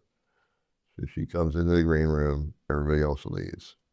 And she gets down on her knees and puts her hands on my foot and bows and says, "I know you knew where I was." And I said, "Of course I do. But I wouldn't have told anybody, not in a million years." She was visiting a son who's like 3 years old. She had him out of wedlock, and her entire career would have gone right down the tubes if I had said where she was. In fact, he has not ADHD, the problem that a lot of people are having. He's autism. His autism. Yeah. Yeah, he's autistic. Oh yeah. And so You were it's protecting her not privacy. about Yeah. not about knowing just the problems to answer. It's about knowing when you might hurt somebody, not hurt somebody, knowing when you should, when you shouldn't, knowing the laws of their laws and our laws. Usually, if you follow the laws of our Constitution, you're protecting everybody you meet because there are few other countries that have it. That's right. Equality, So, And it's never about money. It's about ego more than anything else. So in order to be a world-class remote viewer, you got to kill your ego. If you don't, you're never going to see that day. It just isn't going to happen. So, you as much as I train this here at the Institute, and as much as I teach this, you'd be surprised how many people think, "Oh no, I don't have to follow all those rules." I'm psychic. I can do anything I want. They get static right there. That's as far as they're ever going to go, because they don't follow those rules. They don't come to understand, even with all those rules, you can do whatever you want to do as a human being. The human animal is more inventive, more constructive, more intelligent than any other animal on the planet. It's amazing. People don't remember when they were nothing but psychic. At some point, humans lived in very small tribes, and we had no language. All we could do was grunt point. Do you think it was pre-language? That was my question. Yeah. I thought And I will tell you, we were psychic as hell then, because when 6 guys out of a family tribe circle a very dangerous animal in a hunt to kill it, they had to know what each one was doing in that second and know it perfectly. When all the women were hunting and gathering the root foods and things in the field of, sweeping grass and brush, and the saber-toothed tiger snuck in there, every single woman gathering out here in a group, all their heads would come up at the same time, and they'd all look at the direction of the tiger, and they'd all start backing away into a group where they could protect each other. That's not surprise. That's how we are still here. And that started hundreds of thousands of years ago. Now, the problem came in when strangers had to meet strangers. So you got a family tribal unit that's maybe 15 people max, old to birth, and you're living in a cave, and you meet another family that's got some problems, but you invite them in because they need help. And basic human reality is we're empathetic to other humans, which is, again, another gift we have that many animals don't have. So we invite them in. So we're all sitting around the fire, and the guy sitting there is looking at each other, and they're grunting and pointing and doing what they do. And the guy starts oogling my spear. He really likes my spear. And then he looks at my woman. I kill him right on the spot because I know what he's planning. Well, you can't have that either, because then you're going to be wiping each other out. Yeah, that's right. So Mother Nature does what Mother Nature does. She installs a small filter, maybe it's in the callosum or something, where data is exchanged from right and left brain or right and left hemispheres. And that filter is just hard enough to prevent absolutely knowing, but easy enough to tell us when we're in danger. And it just starts falling away as a tool that communicates perfectly into a tool that just guarantees survival. And I think that's how it works. I can't prove that, Sure, of course, but I'm a remote viewer. I can go look at it. Yeah, I was wondering. How does that differ from remote viewing or out of body? I mean, remote viewing and out of body, Well, because they're sort of used. the difference is huge. In remote viewing now, let's say I'm doing remote viewing for intelligence purposes, and they want to know how some guy encrypted his messages. So they show me a picture of the guy, and they say, and they're not actually telling me all this. What they do is they put it in an envelope. Describe how Mr. So-and-so encrypts his Mr. messages. X. Yeah, Mr. X, whatever. They might even have a picture written there on the back of this picture, but it's in an envelope and you can't see it. So they say, tell me everything I need to know about what's in the envelope. And I get an image of this guy, so I describe him. And as I'm describing him, I say like, well, I think he's a spy. They say, why do you, my monitor says, who's blind as I am, says, why do you say that, Joe? Why do you think he's a spy? So because I see him encrypting stuff. And my monitor now says, encryption, that's interesting. How do you think he's doing that? Now, he's being as psychic as I am. He's asking me for the question. Yeah. He's asking me for the answer. You understand how it works, okay? So let's say we're doing all that. And in the middle of that, he says something like, well, who does he work with? You're attacking a tiger. Yeah. You Yeah. guys are moving to kill a tiger. Who does he work with? And I have a direct connection right there from him to the guy he works with. And then I get a connection from him to his sons, both of them.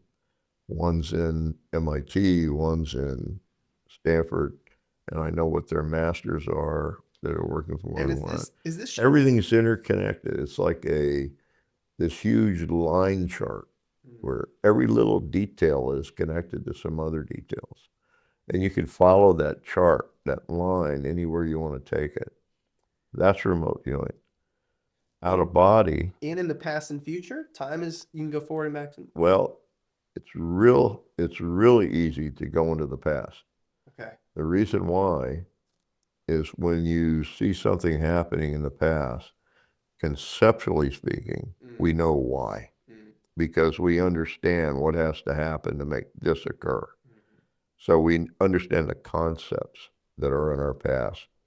When you go in the future, you don't have to go too far. It could be a couple hours in some cases. And you'll see something and you go, how in the hell is that happening? We don't have access, at least understandable access, to why it's happening. It's like okay. So it's kind of like if in 1975 we have a remote viewer in a room and we target that remote viewer on another room in Sylvania Corporation at a certain date and time, a week in the future. And what he starts reporting on is a tube of vibratory light sending out a beam of light, and it's eating through 4 inches of stainless steel. You're nuts. You're crazy. That's not possible. You understand? Yeah. It's like, okay, we'll just use remote viewing to figure out how a UFO works. No, you can't, because that is maybe 500,000 years ahead of us conceptually. So you can get some ideas about it maybe, but no, it's just too far to go. And for like this example, maybe of how did this agent do his encryption? You were probably remote viewing him a couple months ago, writing that letter. Right, exactly. And you're watching him use a modified transistor radio with an extra switch on it. Yeah, and so you're watching him from a few years ago. Yeah. Yeah. So. And I'm sorry, but so out of body would be. Out of body now. Out of body is, here's a picture of a building, Joe, and I can speak to this because I spent 14 months of training here with Robert Monroe. Because after my near-death experiences, I was having spontaneous out-of-bodies. So DOD hired Bob Monroe to train me how to control them, to see if I could obtain information on an intelligence target. So. And out of body is present. You're like. Yeah, it's like right in the moment. Yeah. It's like being there in reality, okay? So they hand me a picture of a building, and they can't tell me anything. They just hand me the building.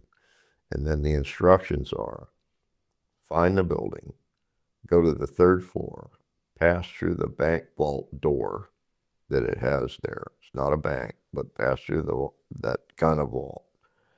Go to the southwest corner, look at the object on the table, push your face into it, wake yourself up back in body and draw it to scale. And tell us what it does. Okay, so right there, 2.5 weeks. 2.5 weeks of multiple out of bodies to find the building because I don't know where the hell it is. You're just flying all over the world. Yeah. So I find the building. Well, intent, and Incredible. it's not as bad as it sounds. Intent conquers everything. Intent leads you. Your intent gets you to what you need to do. Okay. Expectation for outcome gives you the answer. So intent gets me to the building, but it takes 4 out of bodies to do it in 5 days. So, the first 2 out of bodies, I'm backing out of my body and I back into a crystal chandelier. Oh man, what that does. Oh wow, because you've never been in a crystal chandelier before. It's distracting in a great way. It's like, oh yeah, everybody should have this Experience once. Right. But it's that kind of problem. So you get to the building, you go to the 3rd floor, you pass through the vault door, you go to the table, you push face in, you wake yourself up, you draw it to scale, you label the parts as best you can. Roll it up, put it in a tube, mail it to whoever tasked you. They show up a week later, and what they want to know is, where did you take high energy physics? Well, I didn't take high energy physics. Okay. Who do you know that's a high energy physicist? Well, I don't know any high energy. Dr. May is one of my best friends, but he's a low energy physicist. Where do you check your library books out? About then you get the idea that they think you're lying. Yeah. That you never went out of body, you Yeah. never did all that. Now, they're pumping you, and it's like, okay, they go away. You give them 2 letters to check your 2 libraries, and they go away. After they leave, I'm sitting there steaming. I'm upset because of all the months of work it took to get there. And I start thinking, I could take this copper wired thing I drew, crunch it down to light fiber, rebuild it inside an acrylic block, plastic block that has coolant running through it, beef it up to about 10,000 times the speed it's operating at now. It'd be the size of a pack of cigarettes and do the same thing. Only I got one problem. I need a high-speed switch that carries an enormous amount of energy. Takes a month to find one by going around different electronic places. Those big banks of lights they turn on over football fields? Yeah. If you just snap the breaker, all the city goes black because of the draw. Well, they have these devices embedded in them to bring those lights up slowly. Maybe that'll work. Stick that in a drawing. So I redraw the thing to scale. But all of that information you just said was not like your logic and ration thing. It's all my logic and rationale you're- based on what I put my face in. What you saw, and then you Yeah. applied. Here's how I could Yeah. act. You had just ideas. Here's to how I improve could it. improve it. Okay. Okay. Got it. Got Yeah. it? Okay. So you kind of learned what this thing was. So I And you were like, oh, I have ideas. Right, I know what it does. Oh, And okay. so I redraw it. It's now size of a pack of cigarettes. You can drop it in your coat pocket, where before it was like this. 2 men had to carry it. Shoebox, right. Yeah. Right. And it's way faster, cleaner. It does probably more than it should. And I draw a picture to scale. I label everything, wrap it up, put it in a tube, mail it to the same people. And they show up the next day and tear the top off my drafting table and take all my drafting books and tell me to sign all these NDAs and never ever draw it or talk about it again. And then they never come back. And I get an order from DOD, don't go out of body anymore. Get an order from the DOD to not go out of body. Yeah, don't go out of I'm body. guessing you have That not followed I can those go out orders. of body. It's- Yeah, I'm guessing you didn't It's follow don't orders. do Don't- that. Yeah. anymore. Yeah. Okay, so Why did did they ask you to do it in the first place? Right. That you got. Oh, now you know. They're like, "Yeah, we asked you to know. Dr. right. How May, dare you know? Yeah, right. We What do you- asked you what do to, you and do you with did know it. it? Don't I was do that. asked, I was asked once by a specific agency. I was asked, now this agency has never tasked us or tasked me. I'll put it that way. I don't know if they've tasked other people, but they've never tasked me. They came and asked if, can you, can you track a spy? No matter what the spy does over, let's say, a year and a half, can you track them? And I said, sure, piece of cake. That's exactly what I said to them. So they said, okay, here's your targeting material. And they hand me a card, just like a small card you would give anybody with your information on it. This card has a single number across the back. It's a social security number of the agent. That's it. We'll call you 3 times over the next, I don't know, 6 to 12 months. Whenever we call you, we're going to ask you where this person is, and you tell us.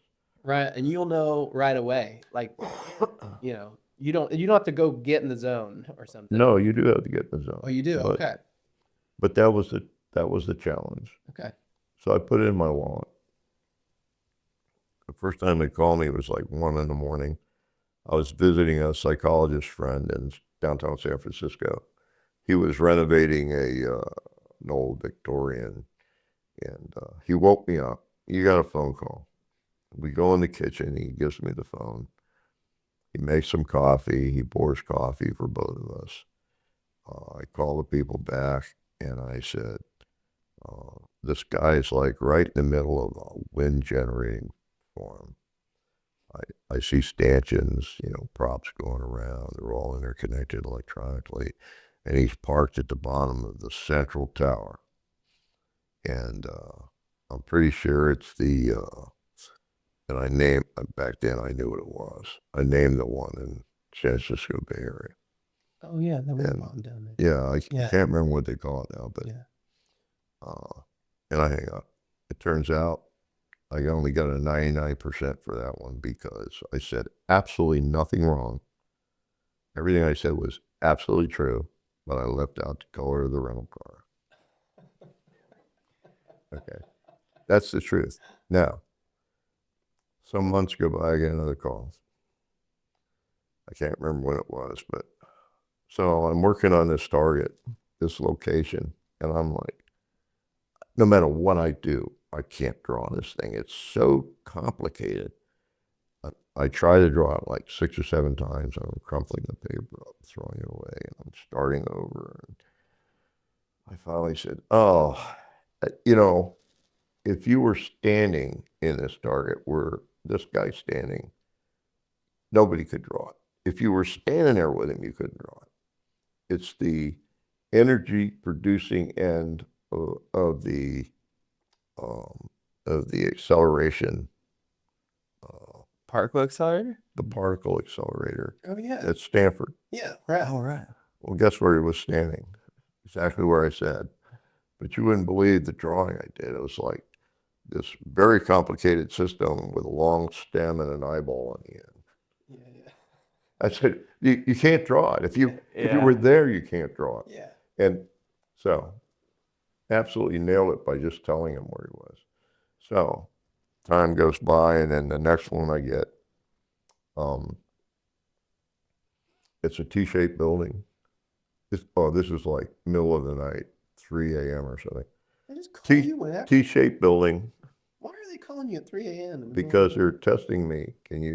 Where's the spy going to be at 9 in the morning drinking coffee? If you have too many beers, does it affect you? Like if Yeah, Yeah. of course. Yeah, right, yeah. So Yeah, because you have to hold your focus, right? So you have to at least be awake enough to like hold your focus on its target, right? yeah, Okay. I mean, it takes a lot of Mental power. work. Yeah, Okay. you burn a lot of calories. No, it's the same amount of work as any investor would make if he was sitting trying to figure out where to invest money. Okay. It's like sitting at your desk doing a lot of work. So anyway, T-shaped building, top floor, 7 floors. It's referred to as A building, letter A building. Top floor center, big picture window. I would call it the director's office. He's got his feet crossed upon the director's desk. He's smoking a illegal Cuban cigar out of the second drawer down on the right. Then I draw the building, and then I said, well, this ain't gonna tell him anything because there's a lot of T-shaped buildings. So I filled in all the rest around it. And I said, it's a big lab complex.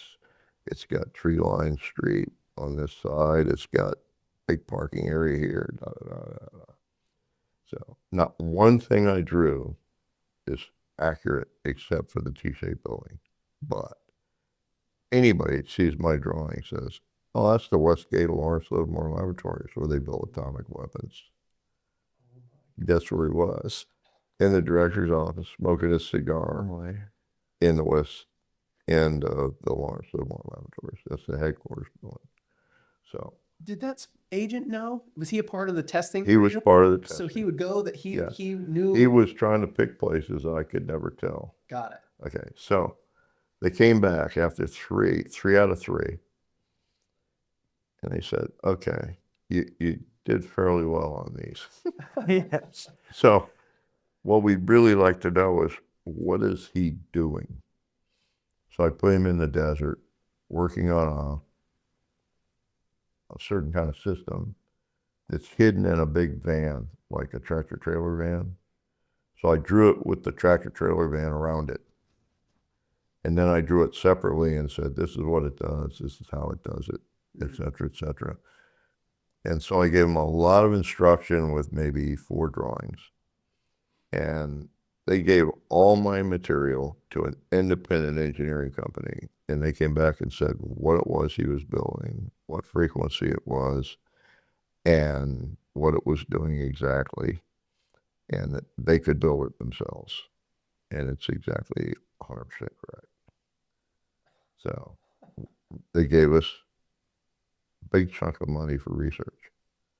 Did we ever hear from them again? No. They don't want to know this. Why? No. It breaks everything. This is not. Yeah, it breaks It breaks this all is- the rule. It breaks all the. Now you got, but you see that there's all these people claiming to be remote viewers now. Yeah. I Yeah. couldn't do this in my first 10 years. Oh. But I've been okay. doing this for 48 years. So it's not like, So you do get better at it in that oh, way. you get, like I said, Yeah. if you understand, you start out following the rules. You're completely blind. Mhm. The better you get, the more astounded you are at the capacity that a human being can fulfill. Mm. We are so much more than our physical presence. It's off the charts. You almost have to get the belief in you of how powerful you You are. got to know you can do You it got to to know do you're it. capable of it Yeah. first, and without It's like doubt. healers laying on of hands to heal someone. They know they can do it, some healers. They're rare, they're very few between, but they've been doing it for 35 years, and they know they've gotten to the point to understand that that's what one human being can do for another. Mm. I'm telling you, being human is special. It is so special, it isn't even funny. I mean, it's like scary. They're afraid of that. Everybody's afraid of that. You're either doing the work of the devil or you're doing an angel's work. But either one you shouldn't be doing.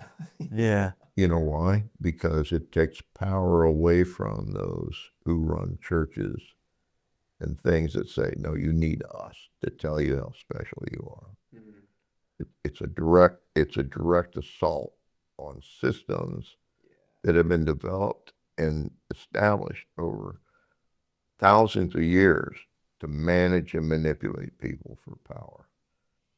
It's a terrible thing, and that's what goes on here. If you're like breaking into a bank vault, are there ever other remote viewers that you see that are like could rupture? Do you know what I Did you run mean? into I somebody else? have never seen Another viewer, or I've being. never interacted with a human being that I've seen there that knew I was there. Okay. That's a significant problem with this. Everything's vulnerable. Yeah. There are no secrets. So could two not remote viewers, but going out of body, could two people go out of body to the same place and like high five? No, never see each other. You'd never see that. It doesn't happen. Doesn't happen as far as I'm concerned. I mean, it's never happened for me. Okay. Sure. So I don't know how anyone could say it does. Yeah. And if they did, I don't know how they could say they could prove it. or Yeah, not prove Sure. it. Yeah. You need a third guy to also go and see them. Yeah. Well, there was a third guy there that saw the two of them, but they never saw each other. Yeah, that's right. No, there's so many things that can't see. One of the big problems now is I spent 35 years in the labs being studied. One of the significant problems is one of the very first things we found out is the brain is not just the mind. The mind is elsewhere because it's provable. Everybody thinks if you say mind, you have to talk about what's in the bone box. No. Throughout the entire nervous system are brain cells. You got brain cells in your wrist, your elbow. They make decisions and do things for you. You don't even realize they're doing.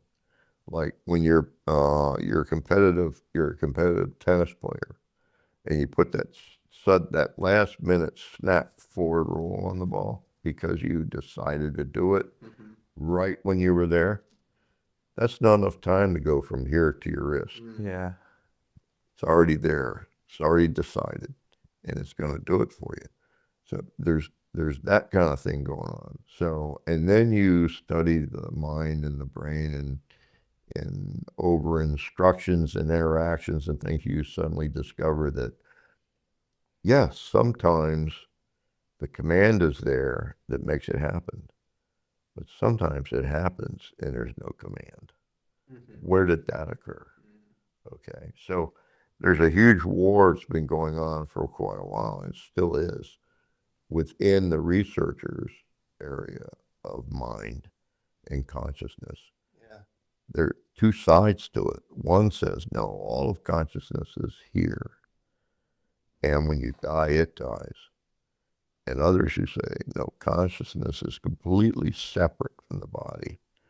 It only temporarily interfaces to use the body. Okay, so there's a lot of conflict there. And I've heard that before. They almost analogize it to like, is the brain matter projecting the consciousness, or is the whole being kind of like a radio antenna where it's being projected and it's playing a song out of that radio, but it isn't the song. The song is coming, it's receiving the radio. So, And but then you start running into problems when you research it, because you can take someone down in a bathysphere 2 miles and they can remote view from there as well as anywhere else. But there's no way to transfer information through 2 miles of salt water. It ain't gonna happen. Only neutrinos can do that. And they could never carry the amount of information a remote viewing does. So that's a complication. The other complication becomes, I've worked in the labs for 30 plus years. So Dr. May will come up to me. We're really good friends. He'll come up to me and say, Joe, I want to do a really important experiment on Monday. So get a lot of rest this weekend, because when you come in Monday, we'll do that experiment. I just got the answer. Right then. So how do you study that? Because it becomes so automatic. You can't stop it. You can't make it not happen. there's no cause and effect, kind of. Yeah, sort of, if Feeling. you allow it. Yeah. But it's like I will brush shoulders with somebody and get something. I can't do anything with it because it would be an invasion of privacy. I can't make decisions for somebody else's journey. So I just have to like, oh, that's interesting, and keep on. Yeah. How many of those? I guess it's both, but I guess you brush up against somebody and you get something, or you focus and you get something. So you can both get things passively. Except in the one it's accidental and the other is deliberate. And Yeah. when it's deliberate, it's you just violated your ethics and morality. Yeah, if you're doing it, if you're doing something Okay, violating it. yeah. But I mean, the whole, exactly. Yeah. Yeah. And when I talk about this in presentations and talks in public, when I bring up ethics and morality, everybody kind of goes, yawn, you know.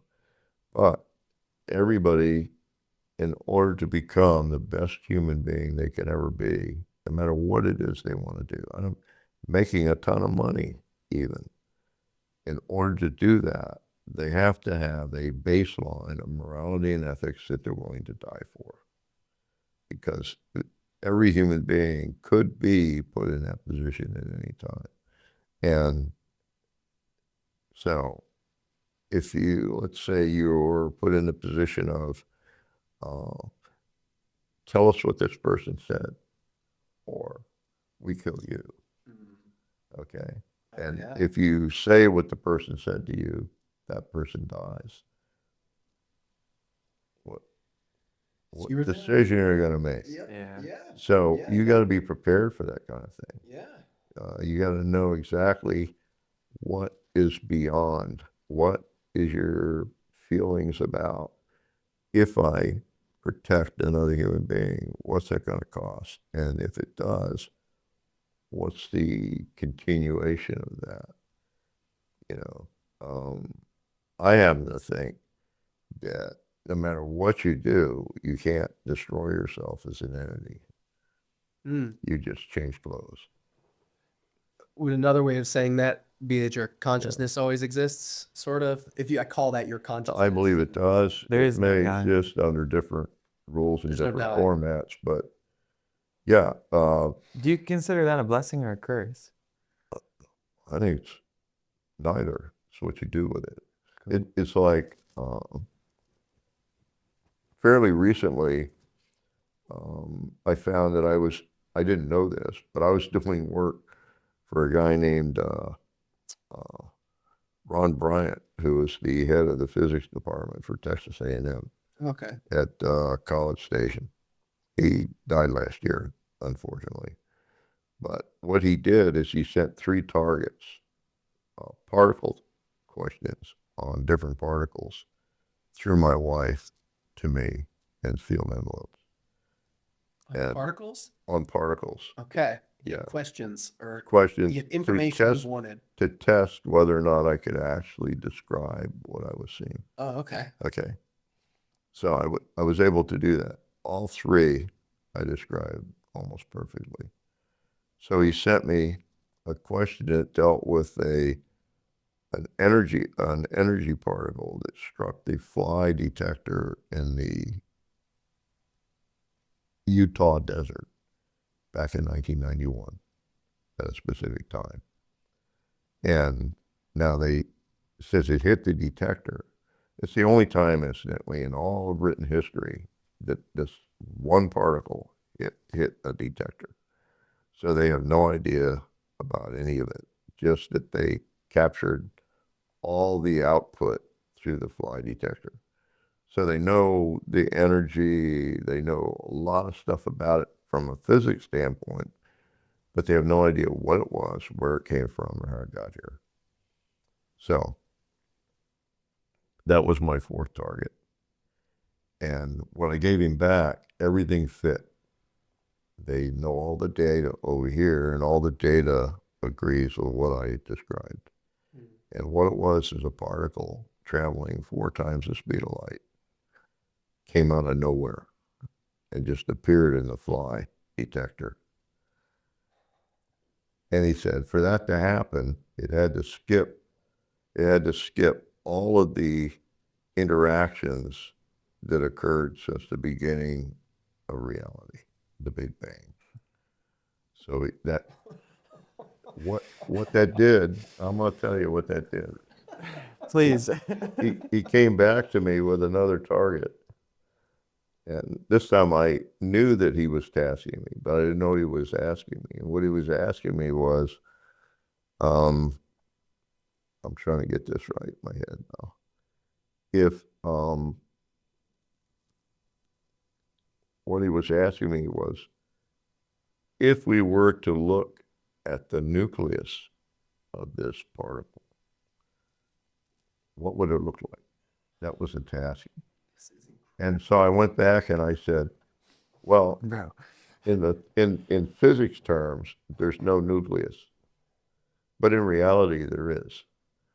And the way I explained it was, if you were to take all the instrumentation for every instrument known to exist on the entire planet, put it all in a big room, and play a beautiful melodic song or music using all those instruments, there's one instrument that you will never see. He said, what's that? I said, the conductor. And he went, well, that would be the nucleus. I said, right. So everything's a shadow of the nucleus. And he said that this particle, from an energy standpoint, is so different that in order to see the nucleus, it would take a CERN accelerator, you know, the big CERN accelerator, 5 times bigger. Oh my. To blast it apart. And it would literally destroy the nucleus to discover that. He said, but you didn't change it at all. You just observed it. How did you do that? I don't know. My answer was 10 to the minus 27. It's just an impossibility. That's how far remote viewing can go. I didn't even know I was doing this. How much background in physics do you I have none. I have none. In fact, he asked permission to use that description in his textbook. Wow. I said, sure. Because he'd been trying to figure out how to talk about a nucleus that isn't there. That's a great He description. couldn't figure out how to do that. Conductors. Yeah. That's a great analogy. Yeah. Yeah. And when I did the particles, the individual particles, I was telling him, he said that I was telling him if the nucleus is the sun, the closest particle and I drew the array, the particle A, and I labeled it, would be about the distance of Saturn. Particle B would be the distance of the Oort cloud, you know, that kind of thing. Yeah. And he said, from travel time and distance, it almost came out perfectly right. You know, to match the data. Yeah, right. The speed of light. So he and I, when I finally met him, I met him at the University of Virginia at a restaurant across the street. I was introduced to him by another physics guy I know. And I was surprised when he told me about all this stuff because I had no idea I was answering those kinds of questions. I was just trying to map things. Do you have opinions on other entities, other conscious entities, either like yeah, I do. physical ones like Area 51 or Area 51 is or different dimensions? The reason for Area 51 being off limits is they detonated somewhere in the neighborhood of 200 plus underground explosions using nuclear weapons. So if you want to walk through there, you're going to breathe tritium in the dust cloud and you'll be dead in 6 months. So that's why they keep people out. It's a very dangerous place to be in. Yeah. That's why the runway is so huge. The platform they build in there is so big. It's to cover it. You just pour concrete over it, and that way you don't breathe it Down. Yeah, right. So that's one good reason. Okay. Now it might be that they use that very good reason to hide another reason. I don't know. But, Sure. And you've never Remote view. Out of body. Well, not out of body, but I can tell you that from my remote viewing, I have been targeted on UFOs and UAPs and all that stuff numerous times. And there are entities on board a lot of these vehicles, but they're not aliens, they're robots. And I say that because people make an assumption that because something looks soft, acts soft, is soft, it must be a living entity. And to a certain extent, it may be. But it's a robot. Yeah. They just make their robots different from the way we make ours. The only way to, in my opinion, the only way to be here from another star is to jump. 1 minute you're there, 1 minute you're here. Wormhole kind of thing. Well, not even that. Oh. No vehicle to get to the wormhole, just jump. Boom, boom. Now that might be done interdimensionally. I don't know if that's possible or not, but it has to be true, because otherwise you're going to spend thousands of years doing it any other way. It feels like That's not practical. it feels like there is some technological leap that has to happen, or else you can't just ride a horse 50,000 miles. You have to invent a car that can drive 50,000 miles. Right? There has to be some other way. You can't just fly faster. So, that so just can't be the answer. I think the ones that are possibly here, maybe they can't come themselves, but they could send a programmable robot. Drones. And it kind of makes sense if you start looking at the Greys and the way everybody talks about the Greys. They literally have no mouth, the very tiny nose, which doesn't seem to be operable. And they're wrapped up in the same skin suit that all the others are. So I think they're robots. That's just my feeling. And they do one job, and they don't care what you feel about it. Yeah. Very So, robot-like. Yeah, Yeah. they're acting robot-like. Like programs. So, however, having said that, I did one target one time that I'm pretty sure had an alien in it. And the reason I say that is because I was cut off immediately. I got the briefest glimpse of like part of an arm and a hand, and then cut off. He stopped you. Yeah, Like, or it stopped. I don't. oh, it stopped you? Yeah, From I remote couldn't view? see anything else. All I got. It wasn't the person who you're telling it to that stopped you. It No. was the being that stopped you from seeing. Yeah. So there are such things as psychic defenses, and he must have had psychic. Well, I wouldn't go it. How do we know it's a psychic defense? Right. Maybe it's just a Natural phenomenon. dimensional defense. We don't know, but I can tell you what I got was kind of interesting. Remember the old peace sign, the line down and then the Y on the bottom? Yeah. From the war demonstrations and all that. Well, that's what I got after it was cut off. Like, that's all I ever got targeting that vehicle. So, what does that represent? My first thought was, oh, that's the old peace sign, but didn't feel right. So I kept thinking about it. And over time, I've come to the conclusion it has nothing to do with peace. You know what it is? Took 6 months to figure it out. It's the inside and outside of an empty box, corner of an empty box. And when I came to that conclusion, I know that's probably right because I started seeing 3 blocks, cubes, multi-sided cubes, all perfect cubes, 3 in different arrays, stacked this way, that way, all different configurations.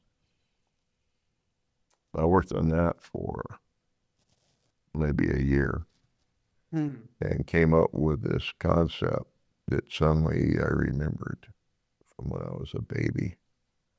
Remember the 3 blocks you got as a kid at A, B, C, D, E, F on them, and then the rest of it, and then the numbers. That's what I think those are. As soon as I agreed in my head that that's what they were, I started getting them with symbols on them. So I'm getting symbols now, which don't make any sense to me Yet. yet. Yeah, probably going to take 10 years, 20 years to figure that out. But I think it's a form of communication. I'm not sure yet. It's just what it is. Now, what's interesting, that particular vehicle was captured by an overhead, and it was doing close to 4,000 miles an hour. It was 300 feet across, flat as a pancake. Made a 90-degree perfect right turn at 14,000 feet. Yeah. So that's the only one that had an alien on it. Yeah. And I'm thinking, well, good thing it was alien, because if it was one of us, we'd be jello. Yeah, right. That's a fair point. So, but that's the only one I could come up with, though, I think.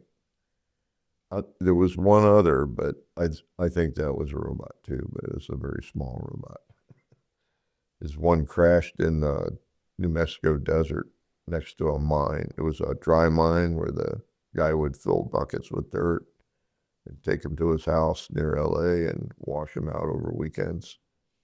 And he heard a crash, and there was it happened behind him. When he turned to look, there was an aircraft auguring into the ground on fire, and the disc coming straight at him, juking all over the place. So they obviously had collided. And when it got to his mine, there was like a cliff face, and below the cliff was his mine, his dry mine, and then some rocks and things. And this thing hit the cliff, clipped the cliff, went over his mine and hit in the rocks and embedded there. And he ran over, his story is he ran over there to see if he could help. He didn't know what it was. This is like in 1950 something. And so there was this like partially ripped off piece of metal, and he started pulling on it. And he said suddenly it just opened. And he said about a 4-foot jackrabbit came out of there and took off for the desert. Just took off. And I'm thinking, what was that guy drinking? Or he goes out there and actually smokes all weekend. Some special weed. But what he actually said in his relating it is that he went immediately, broke off a piece, got in his car, drove back to LA, went to the LA Times, and turned over the piece of metal to them with the markings on it. And they locked it in the safe, recorded it. And then the reporter got in the car with him, and they went back. And when they got back, the thing was gone. The whole thing. He said there were tracks pressed into the desert everywhere. Well, that's the report that was in the LA Times that I read. And I and a couple other people went looking for his dry mine because they record their mining operation. Yeah. Now, Little breadcrumbs. but back then, way back then, you recorded your mining operation with the rock that looks like an eagle next to the saguaro cactus, facing due west, that kind of stuff. Yeah. It only took us about 2 weeks to find it. We found it. And the partially circled impact area where it hit the rocks and scattered other rocks, it's still there. You could see it. And some of the tracks of the heavy vehicles are still there. They never gone away because it never rains out there, Out there, yeah. And we found the wreckage of the plane 6 miles away in the middle of a big open area. You did? Yeah, burned out Hulk. Metal? Yeah, metal plane. I mean, it was like a Piper Cub or something. Yeah. But it just augured into the ground and burned. So there was a crash between a disc and a plane. Yeah. The jackrabbit. Everything we this don't know guy's about. saying is true. After that, we went to the LA Times and asked them if they had this metal in their safe. No, it wasn't there. So can we see the logbook? Oh my God. That's somewhere in the dump downstairs, the basement. It's in a file.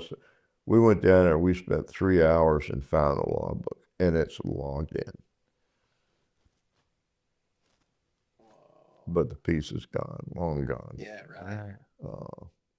So the report's all true. Now, whether the guy was smoking in the desert, Yeah. That's still a possibility. Yeah. Be a 4-foot Most likely, jackrabbit yeah. coming out of a side door of a saucer and ripping off down out of the. Why not? Yeah, why not? Yeah. Sure. I like the way you think. Why not?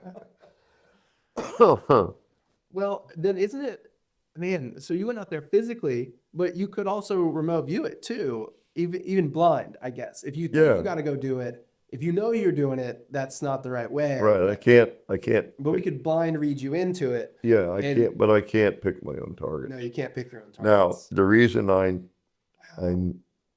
I know about the other one that was caught in overhead, that was doing 4,000 miles an hour or whatever, is because that was a target I got in Stargate. Because the people who took the overhead didn't know what it was. Now, what's interesting about this is I got to see the actual blow up of that it was 3 photos. Came out of the bottom of one frame, rolled over in the second frame, and exited from the bottom of the third frame. So if you know how fast that string of pictures is taken, Frame we rate. can guesstimate all that stuff. So, and you could see these 120 foot, 140 foot fir trees out of focus below it. So what's interesting to me is that most of that holds true. But when I tried to obtain my own copies of those films, I was questioned by the Naval Investigative Service at NIS, who guard the stuff that the NRO takes, why I asked for 3 missing photos. That nothing's ever been missing out of their office, and those 3 photos are gone. So, now having said that, I know when I saw it blown up, that was a UFO. And what they said to me, these 2 characters that I met in the Pentagon who showed it to me, what they said was, you, sir, will forevermore know this is a high altitude weather balloon. I said, no, I can see it's a UFO. Yeah. Man, boy, did they explode when I said that. And they wanted me to sign an NDA, and I said, I can't sign an NDA. Why not? Because then I got to lie to my commander. I can't do that. And so, well, we'll talk to your commander. I said, go ahead. And they did. And he said, you did the right thing, Joe. Yeah. By being able to talk to me about it now. Yeah. And, but the interesting thing about it is I talked to someone else, a scientist, who said, remember that thing you told me about, the UFO that came in one frame, went up the other? I said, yeah. He said, well, I saw those 3 pictures at Wright-Patterson Air Base. I said, really? He said, yeah, they brought them out, showed them to me. You know what it was? I said, what? A high altitude weather balloon? And I said, did they have, the first thing out of my mouth was, did they have a lot of numbers around them? Yeah. And he said, no, I don't remember numbers. And I said, then they showed you some bogus picture. Yeah, some doctor.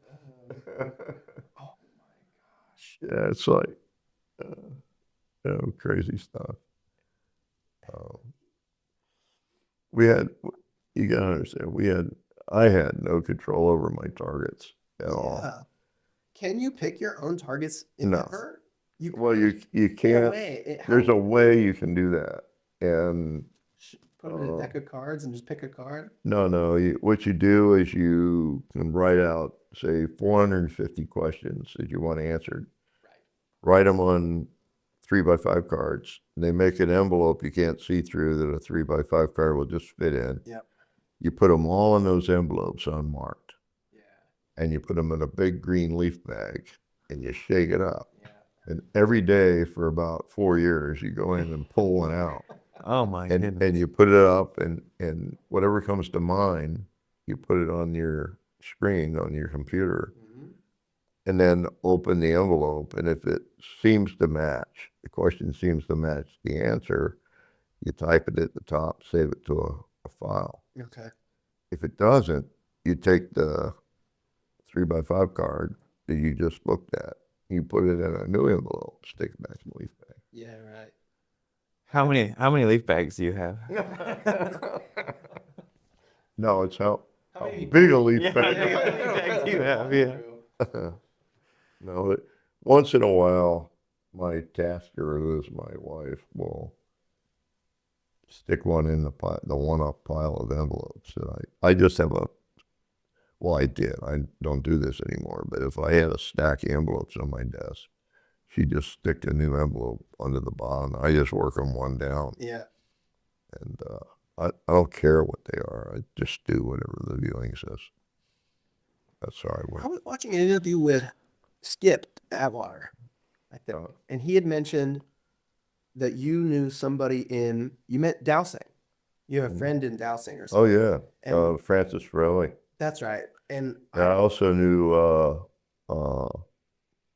Bull, Leon Bull, but not Leon. It was I can't remember his first name right now. He was the president of the American Dowsers Association. yes, yeah. And I set me down this huge rabbit hole of dowsing. And how does that relate to is it all in kind of? It's all the same thing. It's all the same thing. Dowsing is interesting because you don't know the answer. So you're just looking for the answer using a dowsing tool. Yeah. And that could be anything. You could walk around and use your feet as a dowsing tool. Just order your left eye not to blink till you're stepping on it. Oh, okay. And when you step on it, your left eye blinks. Yeah, right. I did some work for a guy on a piece of property. It was like 12, maybe 13 acres. And it was a big time drug dealer they arrested. And they thought that he had hidden a body on the property. If they could find the body, they could try him for it. He'd be spending a lot more time in jail. And so they brought me in there and showed me the property and asked me to tell them where the body was. So I spent a number of days there walking around. And I called him on the phone. I said, I found the body.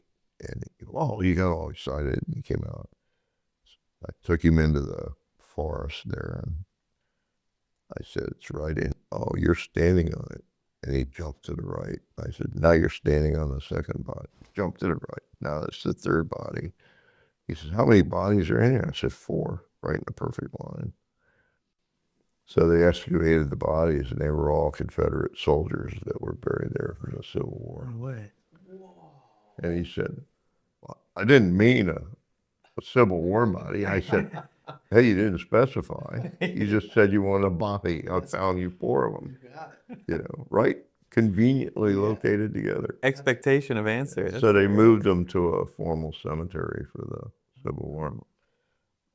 And so it is this kind of intuition. I don't Oh, know. yeah. It's a gut feeling. It's kind of what anyone would call a gut feeling, but it's magnifying that. There's a lot of there's a lot of ways of doing that. Yeah, I'm trying to figure out how to talk about it, how to have the right language around it. Yeah, you can use a pendulum to tell you yes and no. Yep. And the pendulum, you got to tune it first because everybody's no is different. Everybody's yes is different. The same with, you can take a paper plat of the area that you're looking for something on, and you can put a ruler on it, and as you drag the ruler down with a ruler sticks, Yep. draw a line, it will stick if you order your hand to make it stick. When it gets to the point, it crosses that place. Oh, interesting. Yeah, so you got to kind of half be attentive and half not attentive. Yeah, right. Things like that. So, but dowsing works really well. Psychometry works even better. What's that? Psychometry is when you have something sealed in a box. You just put your hand on top of the box and try to pick up what's in it. Try to pick it up. Feel it. Oh, feel it. Oh, Feel what it wow. is. Just see what it is with your senses. We did one of those in Stargate, and it was an object taken out of a museum temporarily for our use. and there were 3 of us. And when all 3 of us did the psychometry on the same day, same time, it became a complete story. The first guy talked about the first 50 years, second 50 years, third 50 years. That story of the object. Yeah, Wow. it was kind of cool. It just stitched the entire history together. Wow. How does that work? Yeah, right. How did you Same way always- remote viewing works. Yeah. Don't you understand? Got it. I have more questions. Yeah, than answers, it seems. Or, you know, not answers, but But you have to really, you can know what it is you're looking for, but you have to be blind on where it is. And there's a lot of things that happen, like there are dowsers who think that it's best guess. And so they'll come and they'll look around the area and see, well, they wouldn't bury something over there because it's all rock. And you wouldn't bury something over here because it's all old trees. yeah, But maybe over here where the ground looks kind of soft. dowsing. Okay. Yeah. That's dowsing, right? Dowsing, yeah. That's what they call it. Yeah, Right. yeah. And they'll hit every now and then that way. Sure. But I'm trying to think of a really good dowsing thing I did. I got a letter from a woman in France.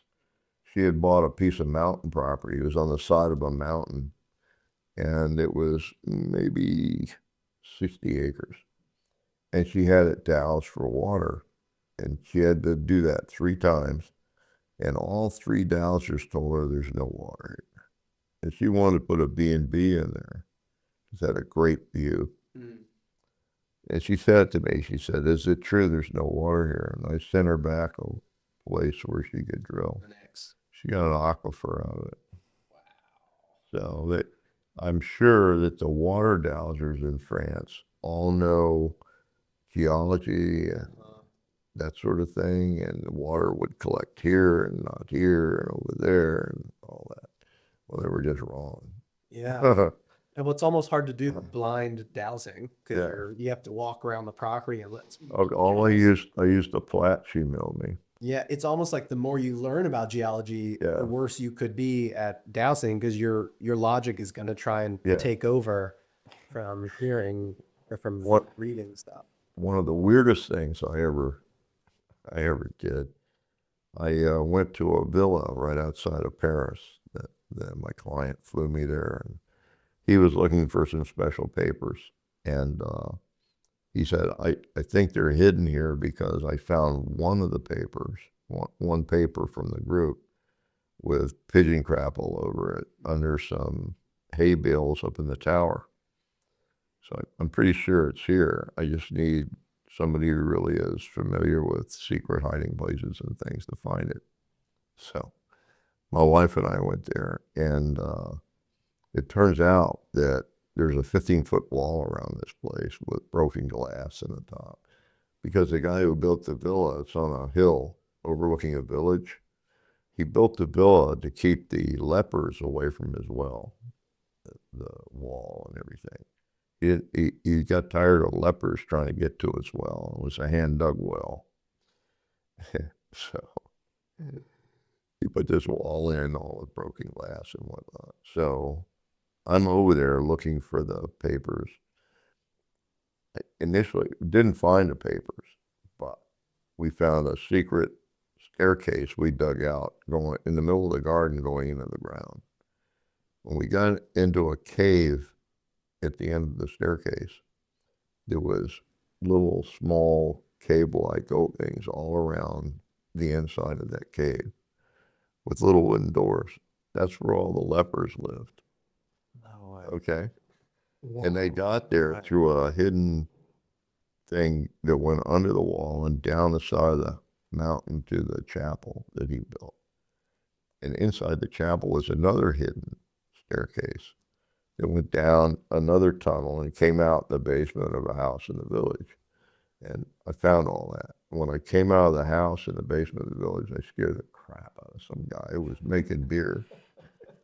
He'd been living there 20 years and never knew it was in a basement.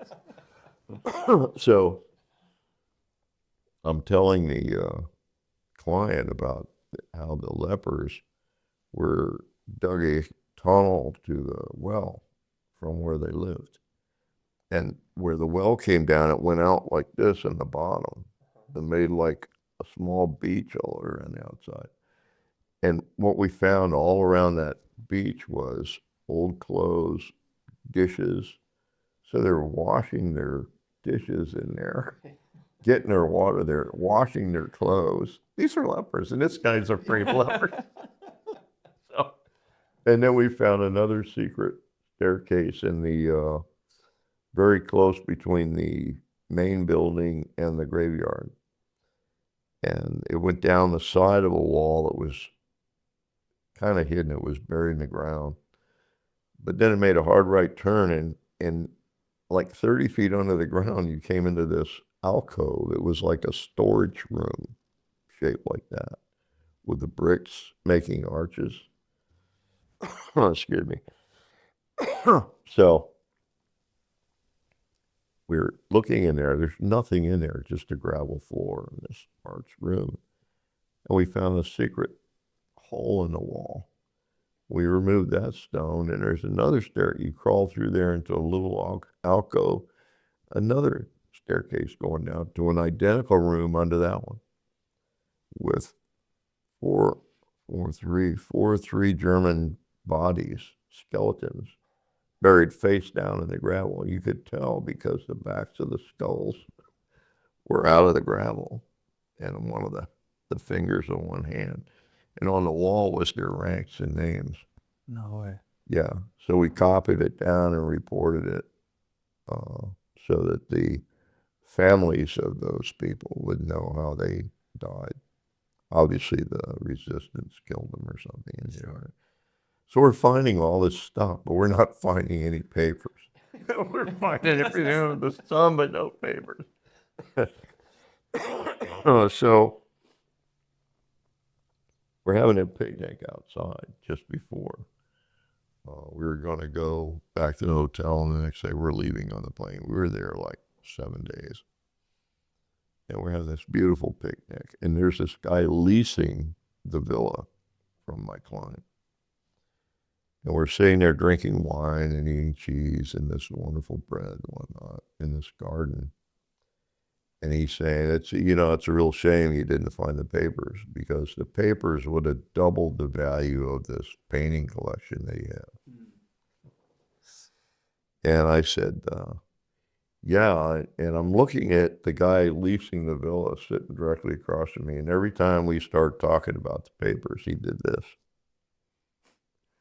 I said, I think we can still find those papers.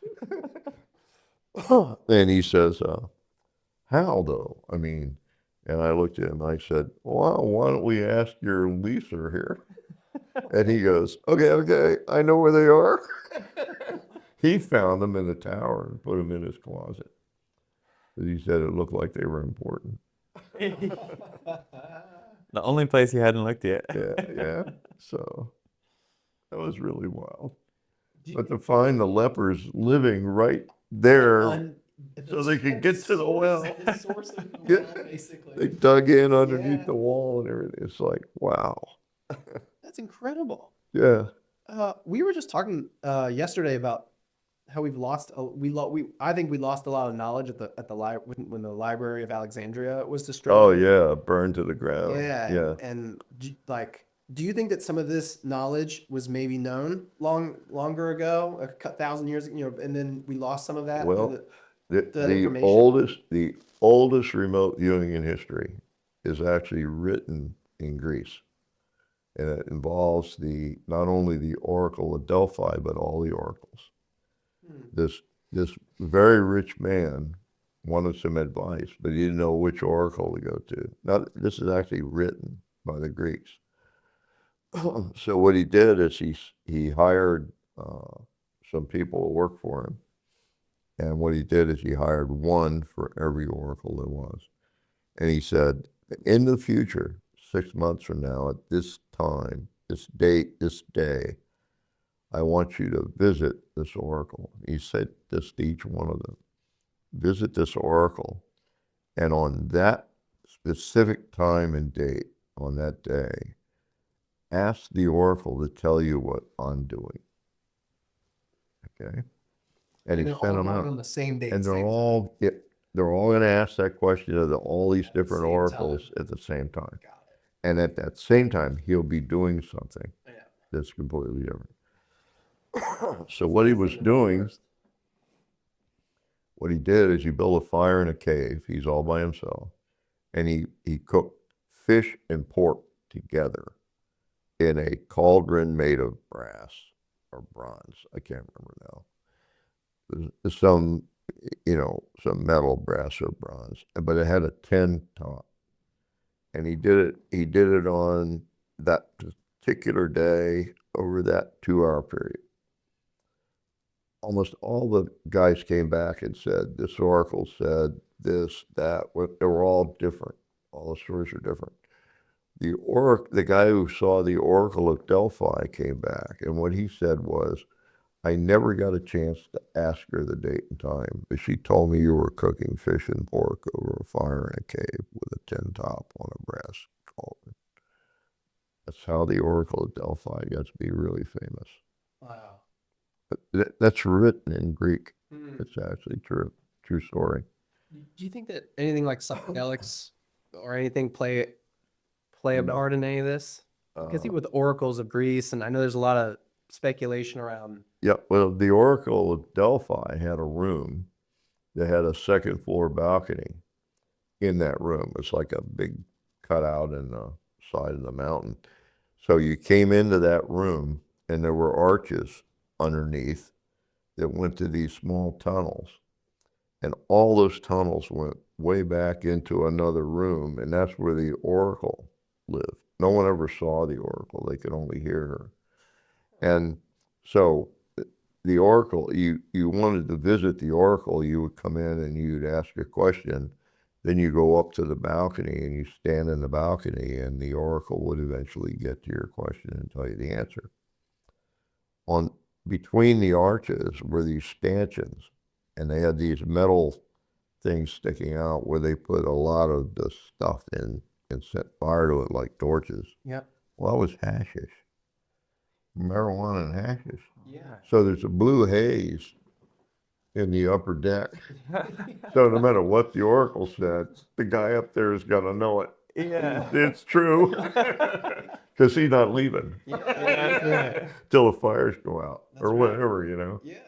But I mean, there was a lot. So for drugs and things, yeah, when you start getting into soothsaying and whatnot, these were like special things with shaman and whatnot. In reality, I can tell you as a remote viewer, you don't take anything, because the discipline of remote viewing can only be learned and expanded on by doing it right. And if you take one drug, it just clouds everything. Yeah. And so you just, again, you go static. And that even alcohol, Maybe the drug gave me the answer. alcohol, caffeine, or any of like. Not so much alcohol and caffeine, because alcohol could be in wine or something you eat with your dinner. Yeah. Caffeine's the same way. Like I drink 2 cups of coffee, go to sleep. Yeah. Because I'm kind of ADHD. But there are some things that won't cloud your mind that much, like wants or something, like a cup of, Like a glass of wine. yeah, a glass of wine, a beer, or whatever. But to be loaded and try to do it, forget it. Because your discipline, your mental discipline shot to hell. Oh, Yeah. sure. You can't stay focused. You can't. Your machine isn't finely tuned. Right, exactly. It's running on one cylinder. And Yeah. It's not a good one. Yeah, right. So no. So it really doesn't.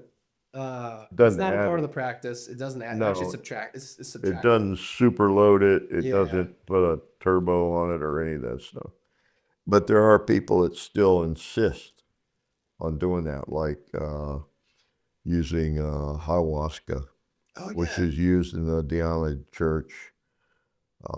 I went and observed that up in Portland. I went to a Diamond Church up there and went to 2 of their ceremonies, and I sat in the second row back from the front, and they passed the tea around and everybody drank it, I did not. But I was sitting next to this woman, and she was very, very specific about how she did all this and everything. And then she started talking to me, and we're talking together. And all of a sudden in our discussion, a third person is introduced. She starts answering a third person. She obviously can see this person, and she's interacting, and she's asking me if I can see the person. I said no. So she's describing the person to me. Normal, everyday conversation going on. And then the person fades away. But she never acted drugged, drunk, any of that. It was just like a third person was there. So there's something about the ayahuasca that is important, I think, to religious ceremonies. You know, it really affects them in what they believe and how they believe it. So there are, and then Sikhs in India sometimes use hashish for their religious ceremonies. And in fact, I was with foreign officers at a school I went to out of the headquarters, and the Sikh was in our quarters, in our BOQ. And on Saturdays is when he did his worship. And there'd always be a blue haze down on the end of the building, and we'd all be down there laying up against the wall, studying. And we all had, permission to avoid the urine trials and whatnot while we were in that. Because of him, because he quite literally stung up the whole quarters, that particular quarter. That was kind of funny. Was there a moment, or what was the moment that you realized we continue to exist after we die? For you? For me, it's my most dynamic, that's not a good word for it. My most Visceral? impacting near-death experience was in Austria, and I quite literally died, and they picked me up off the ground, put me in a car, and it took them 40 minutes to get me to a clinic. When they got me to the clinic, I was, according to the doctor, legally dead, but he brought me back. I was comatose for 23 hours, and I just suddenly sat up. And this German patient next to me just went crazy. Later, he said that when I talked to him, he said that, well, I didn't talk to him, my wife did. He said that when I sat up, I looked at him, and my eyes were crystal blue, fire coming out of them. And I said, God's a white light, he can't die. Out the door he went. I'm done here. Yeah. But that was such a profound experience. Now I don't think my heart actually stopped. I think it just went to the point where maybe one beat every 4 minutes or something. I just don't conceivably see how I could have come back or stayed alive. But that was the reports, the medical reports. So they thought I was poisoned. So they put me on a gurney and took me to Munich, 200 kilometers away, and put me in a rest home. That was in 1970, I think. And they were trying to figure out how much brain damage there was. Because I'm telling everybody, God's white light, you can't die, you know, they know I'm brain damaged. And plus I was probably brain damaged anyway, too many TBIs or something. But so I went through 2 staff psychiatrists. The second one said, he's sitting there looking at me, and he just leaned over and he said, if you want to get out of here, you have to be normal. And I thought about that a minute. I leaned over and said, we both laughed. That's why I knew I'd be getting out of there. But it was very profound, so profound that I was pissed at having to be here. And I went into a major depression for like 3 months, maybe longer, 6 months. And I thought of so many different ways of taking my life. Because it was better. Way better. Alan. This is such a primitive place. I can't even describe it. I just didn't want to be here anymore. I knew what that was like. It was like, yeah, that's where you want to be. Yeah. And then I had a second experience. I was right in the middle of one of my nights when I'm sound asleep. I was awakened. Not actually, but I thought I was awakened. It was like a false awakening in a lucid dream. And I was dealing with an entity that sort of speed slapped me around. It was one of these, you know what it's going to be like. What the hell's wrong with you? Nothing can happen to you here. Why don't you like enjoy the ride? Do something worthwhile. Kind of shook you out of it a little Shook bit. me out of it. It's like, hey. And I started thinking about that. And I thought, well, yeah, why not? Yeah. So I lost all my fear with death, went away. Wanting to do something that was constructive and positive became my natural need. And I think a lot of that has to do with why I did so well in remote viewing. It didn't make sense to me that we couldn't be magical humans. So, it just profoundly changed me. And I've been the same ever since. And the experience of that hasn't changed not a single bit since it happened. It's just as real as it'll ever be. Why do you think we're here? Why are we here? Experience. It's the one thing we take with us. Experience. Experience. Imagine this. This last thing I'm going to tell you, okay? If we do something, we experience the outcome of that, whether it's bad, good, or indifferent. We get to experience it. Well, everybody that's involved in that incident also has experience from it. So if we're the progenitors of it, that experience then becomes the holistic experience becomes critically important. If we're walking away with only our part of it, that's not cool. So when we die, we actually do go over our entire life. It's like instantaneous. And the reason why is because every experience we've ever had on the planet in this lifetime, you suddenly get the full blast of all of it, which means our interaction in here right now, when any of the three of us die, we get to know the effect we had on the other two. So if it's a good effect, it's the recounting of it, the experience, the things you learn from it are of extreme value.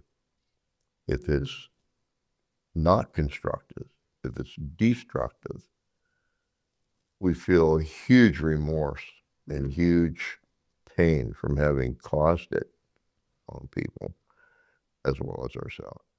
So it's what I translate to mean heaven or hell.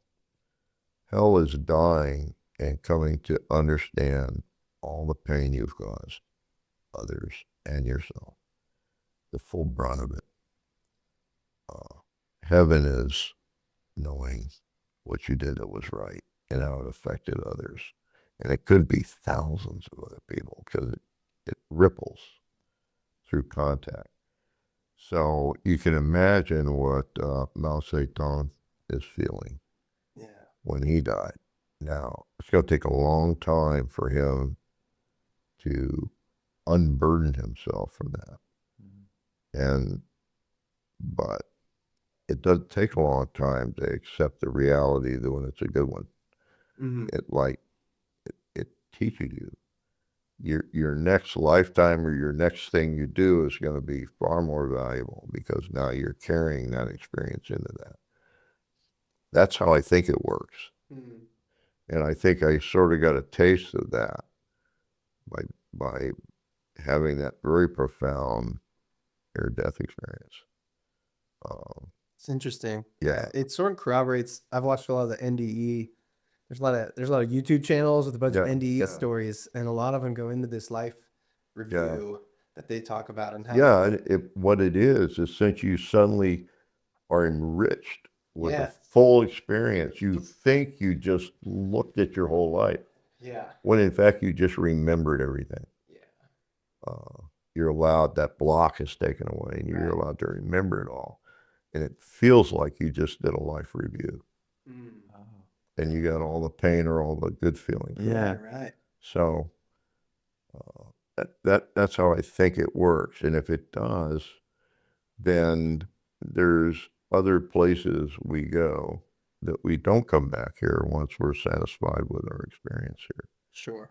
And so Maybe it's like a choose your own adventure kind of thing. Yeah. You can come back here again, or you can go somewhere else. Or... yeah, well, it's like when I did the work for Ron Bryant, what he told me was, in one of my descriptors, it dealt with some issues in the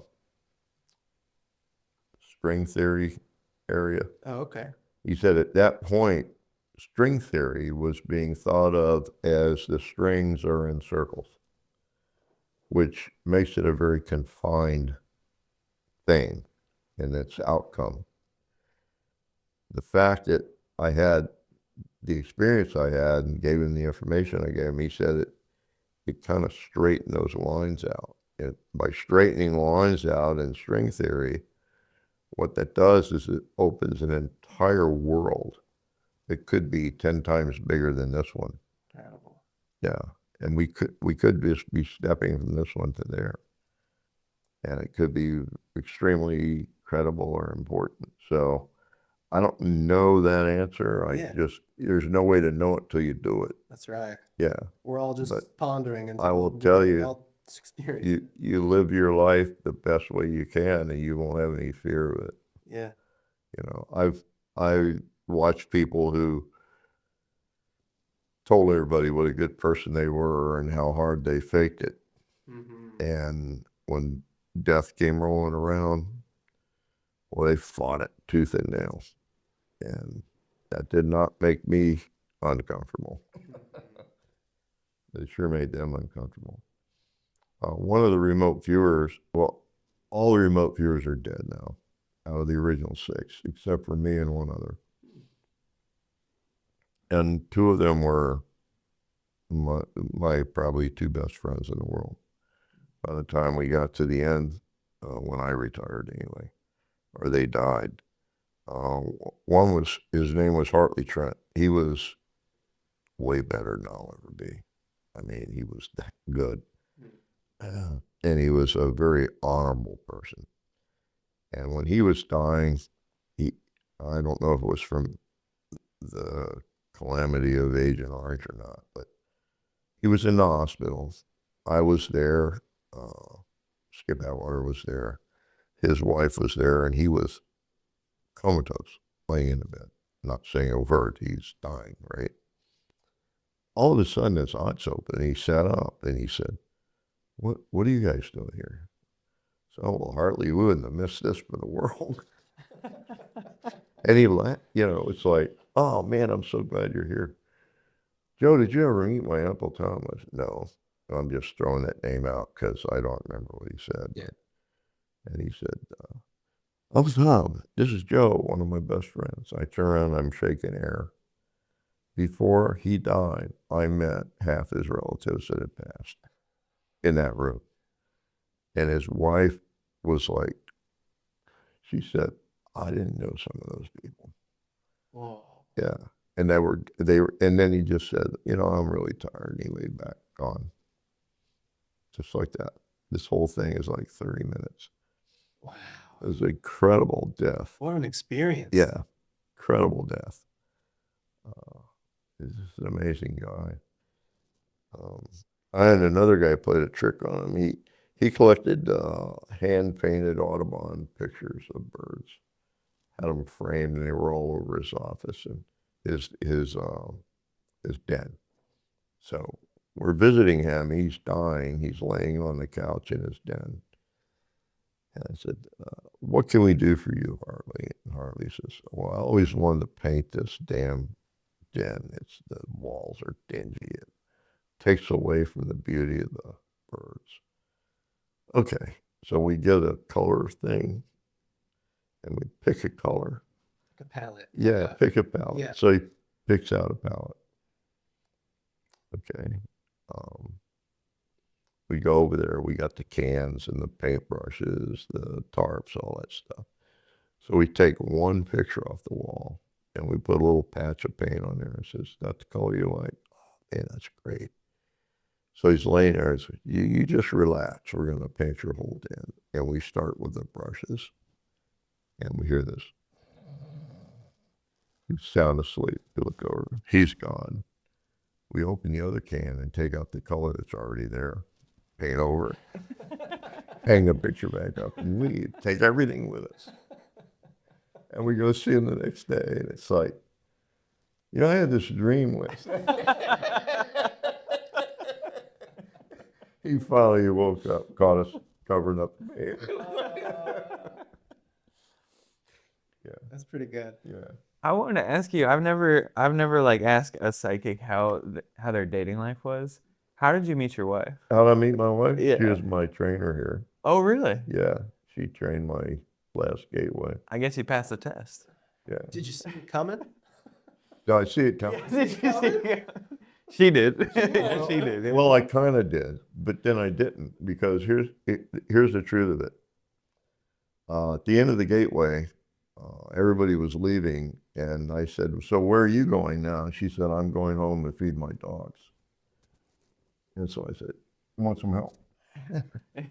So I went home with her and fed the dogs, and from then on we just started dating and whatnot. Yeah. And but before that, what I didn't know is when she came back here from California, she had been selling textbooks in California. And she came back here, and there was this other woman she knew really well. And this other woman says, "Why did you come back here? There's no future for you here. It's the country. There's like," and she said, No. I know no matter where I am, the perfect person's going to walk into my life. And so her friend said, No, this is not going to happen by accident. We got to witch him up. So they had this little ceremony where they talked about witching me up. And she said, well, how would I know if it's the right guy? And she said, I'd get on this secondhand, okay? Her friend said, well, let's find out. And so they did this little ceremony, and the friend says, your engagement wedding ring is going to be different from any other. It's going to be an emerald. An emerald? Yeah, expensive those are. She says, yeah, but that's what he's going to do. He's going to surprise you with an emerald. So she wrote all this stuff in her journal. They were interacting. She put it all in her journal. I didn't know any of this stuff. So just before I retired, I had to go overseas with this colonel who had no experience. He'd never been overseas. Joe would go with him, keep him out of trouble. Yeah. So he loses his wallet drinking a beer in the airport at John F. Kennedy in New York. Somebody picked his pocket. Not even out of the country. Not even out of the country. He's lucky he had his passport on his inside coat pocket. So I had to loan him money for the trip. So the colonel and I were overseas, and we're walking down this. We did the job we had to do. We're walking down this shopping area, and I walked past this window, and it's got all this beautiful jewelry in there. And I said, I might see if I can find something here for this special person back home. So I go inside, and the one thing about the folks in, this is in Athens, people who live in Athens and sell things. The first sale in the morning and the last sale in the evening is most important. So it turns out that the guy's walking to the door as I walk in. He goes around me, turns his open sign backwards, and locks the door. And I said, well, do you want me to leave? And he said, no, no, no, I will be glad to help you. So I just became the most important customer on the planet. So he says, what are you interested in? And I told him. So he brings out this tray of jewelry and he showed it to me and everything. And I picked this ring out. I said, this is a ring I could like double in size for a wedding ring if I have to. It'll make a great engagement ring too, or just a gift. And it's an emerald set in gold. So we start negotiating. You never pay full price overseas. You always negotiate because they love to do that. I love negotiating. Yeah. It's part And of the process. an hour later, I'm sitting they pushed in a big easy chair, and I'm sitting in this big easy chair smoking Turkish cigarettes and drinking this really sweet coffee. Yeah. And I'm saying something like, you know, we supplied you guys with guns to fight the Nazis during the war. That should be worth something. You're late in negotiations just on the table. So this has been going on for an hour. And every time I thought of something, he'd think something up. We both laugh and you keep going at it. And finally we made a deal on the ring, and half price. That's what I got it to. And then I pull out an American Express card and he goes, oh my God, not an American Express. I said, don't worry, I'll pay the 6%. And then he says, what else would you like? And I said, well, I really like 2 of those dresses over there, but I don't have a clue what size she wears. And out comes 6 of his daughters. He lines them all up. He says, which one's closest? So I'm in there almost 3 hours, and there's this banging on the glass, and it's the colonel. So I walked over and unlocked the door and opened. Says, yeah. And he says, what are you doing? I said, I'm negotiating, man. Go away. He says, what the hell? What are you negotiating for? Don't worry about it. I'll be with you in a minute. Close, lock the door, go back. 4.5 hours. I got 2 dresses, a couple scarves, and the ring. And so I come out of there and we're shaking hands and patting each other on the back. Great guy, this sales guy. So he locks the door and turns out the lights. And I'm walking down the walk, and the colonel comes out of this coffee shop. We're walking. He said, so what was so important? 4.5 hours. So I showed him what I got and the price. And he goes, stop right here. Can I borrow $2,000 from you? He said, you got to go back and get something for my wife and my daughter. And I said, no, sir. You go back and get it. And I'll tell you, you got to negotiate for quite a while to get it down. You need to handle 16 cups of coffee. Oh, It's incredible. That's cool. So You got an emerald ring. So I come home, I don't know anything about her and the journal and her friend. So I come home and I give her the ring, and she said, oh, what's this for? And I said, oh, let's call it an engagement ring. And she gets this funny look on her face. And I'll be right back. She goes in the back room, she comes out, she said, oh, wow, this is, I don't know what to say. And I'm like, it's okay. It doesn't have to be an engagement ring. It'll be a gift. No, you don't understand. I witched you up about 2.5 years ago. And we just had our 40th wedding anniversary. No way. Oh my gosh. And first wife, 7 years. Second wife, 7 years.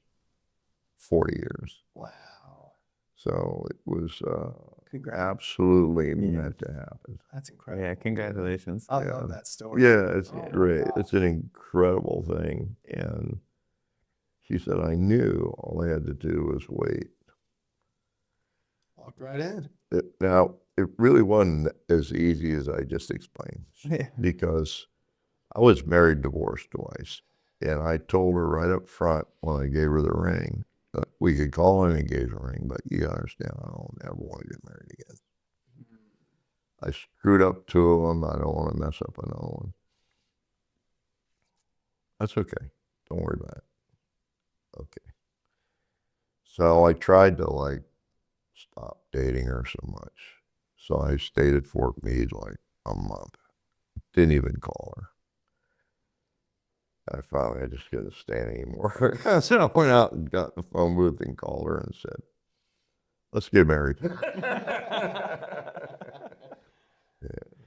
So that's how it actually happened. She wasn't sure whether we were going to get married or not. I wasn't sure. Yeah. And what I finally told her is, I'd rather spend a month with you and get a divorce and not marry you at all. Yeah, right. It's like, you know, I just can't help. And I got to tell you, we are so well matched. It's not even funny. She's Bob Monroe's stepdaughter. Oh. So Bob Monroe is my father-in-law. Oh, okay. Yeah. Wow. Didn't make us get along any better. Joe, these have been amazing Yeah. stories. Yeah. And, thanks for taking the time. Do you have any other questions, actually? And Well, do you want to share a story with Bob Monroe? I've just. Oh, sure. So he just finished, I helped him build his house up on the mountain. So he just finished building the house. He moved in. We're having a dinner party to celebrate. And after dinner, we went out on the screen porch to have coffee. So we're sitting out there and we're drinking coffee, and there's this storm rolling in, you know, big dark black clouds and lightning and everything is coming in, and the rain starts. It's a nice gentle rain. And Bob's out there with a cup of coffee and nobody's saying anything. And he looks around and he says, you know, this is the beauty of being on a mountaintop. When there's a rainstorm and you got a screen-in porch and you're dry and you're drinking your best cup of coffee and just kind of relaxing, and boom, this lightning hits this tree right next to the corner of the screen-in porch and blew it to, yeah, I'm back here. Blew it to pieces. And there's big shards of trees sticking in the screen and everything, and everybody's like dropped their cup. Oh my God. And Bob goes, well, time to go in.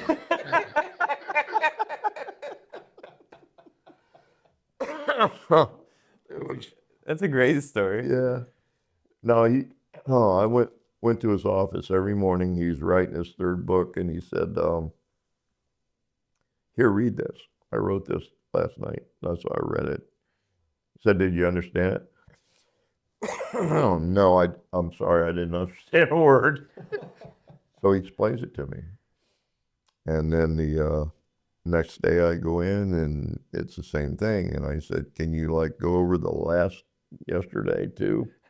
So I can figure out how to see better. His book was really tough to read, his 3rd book. But it got published eventually. He was a very, very complex human being. He really was. I loved being around him. Every idea he ever had was 10 years ahead of his time. That's why many of them didn't work out. Yeah, right.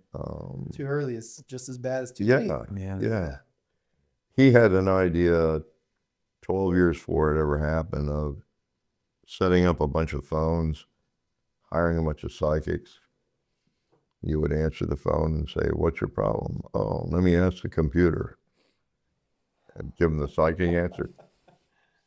And even had a backer who would put the phones in and pay the whole bill. So let's get this done. And Bob said, no, let's think about it. So he never did it. And then 10 years later, psychics of California or Arizona or something had a whole phone system set up, you know, where you could call. But he always had this, like, these ideas, and he would attempt to do them, and they would work for a short while and then collapse. And then 10 years later, somebody would do it again, and it would work perfectly, you know.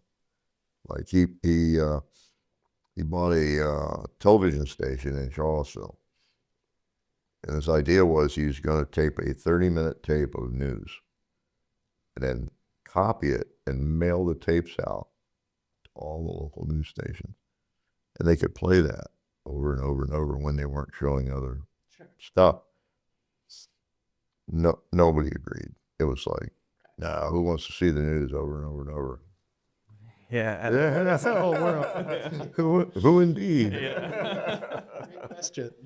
Yeah, and it was that kind of thing, you know. You just have the idea, and it just wouldn't pan out. So, but It there were a does- lot of ideas we had that It did. does seem to be something physical with the binaural beats. It's just incredible. You know how the brain drops the delta or only Yeah. like, and that it is something about frequency that then changes our state Yeah, combined with other things yeah, that I'm still trying to wrap my head around just kind of how that's yeah. work. The frequency business that he did. A lot of people wanted to know, what are the frequencies? How do you do it? What's the mixture? And Bob would take them in the lab, and he had all this equipment. I know, I installed it all for him. And all that equipment had lights and switches and buzzers and noisemakers and all that all over it. None of it meant a thing. And he would sit there with someone and he'd say, now look, when you're doing this frequency, you got to be really careful. And while, pay attention, pay attention. He kept saying that. Down here, his left hand was doing something else. Yeah. He protected his stuff. Wow. He never shared it entirely with anybody. Even to this day? Or how's it, what's No, what happens? it eventually he did, because he reached a point where he couldn't do it anymore. Yeah. So he had to. Okay. To keep it But going. yeah, Okay. but early on, he didn't want to share that with You anybody. don't want to share. Yeah. And he would sit in the lab sometimes all night working with certain frequencies, and I would watch him, and many a night I would be in there cleaning or meditating or soldering something, and he'd sit there and he'd be sitting there like this, and you see his eyes do this. Oh, that's a good one, you know? You write it down. Power sleep, like that power one. nap. Yeah. Power now. Yeah. Yeah. Interesting guy. But he could get angry too. He was like I say, he's a complex guy. His daughter, my wife, if it wasn't for her and his wife, Nancy Penn, this place wouldn't exist. Mm. Uh, It's a They- special place out here. They did a huge amount of work here. A lot of people did a huge amount of work helping him build this place. And there were a lot of people that put a lot of time in and really cared about him. And we did a lot of exploration in the lab here using the sounds that he developed. Is there a relation with the pineal gland and kind of making that do something? I've never heard. Was it Tom Campbell or somebody making a reference to it, or they're just in experiments and stuff? Did anything ever? There's there is a direct correlation to electromagnetics, and there's a guy named Persinger in Canada Okay. who has developed what he calls a God helmet or something like that, and it has electromagnetic built into the sides of it, and you can put that on, and at certain frequencies, you'll suddenly go, "Oh my God, I just met God." Wow. And actually have that feeling. Yeah. Oh, Or I met an angel, or I met the devil, or I did this, Yeah. or I did yeah. that. And so his position is it's all electromagnetics. That's what music does when you wear headsets. You know, that I understand his need for saying that, but I disagree with him wholeheartedly. And the reason I disagree, because you can artificially induce something does not mean unartificially what you're doing, creating the same effect. It's not happening. In other words, one does not negate the other. it's true.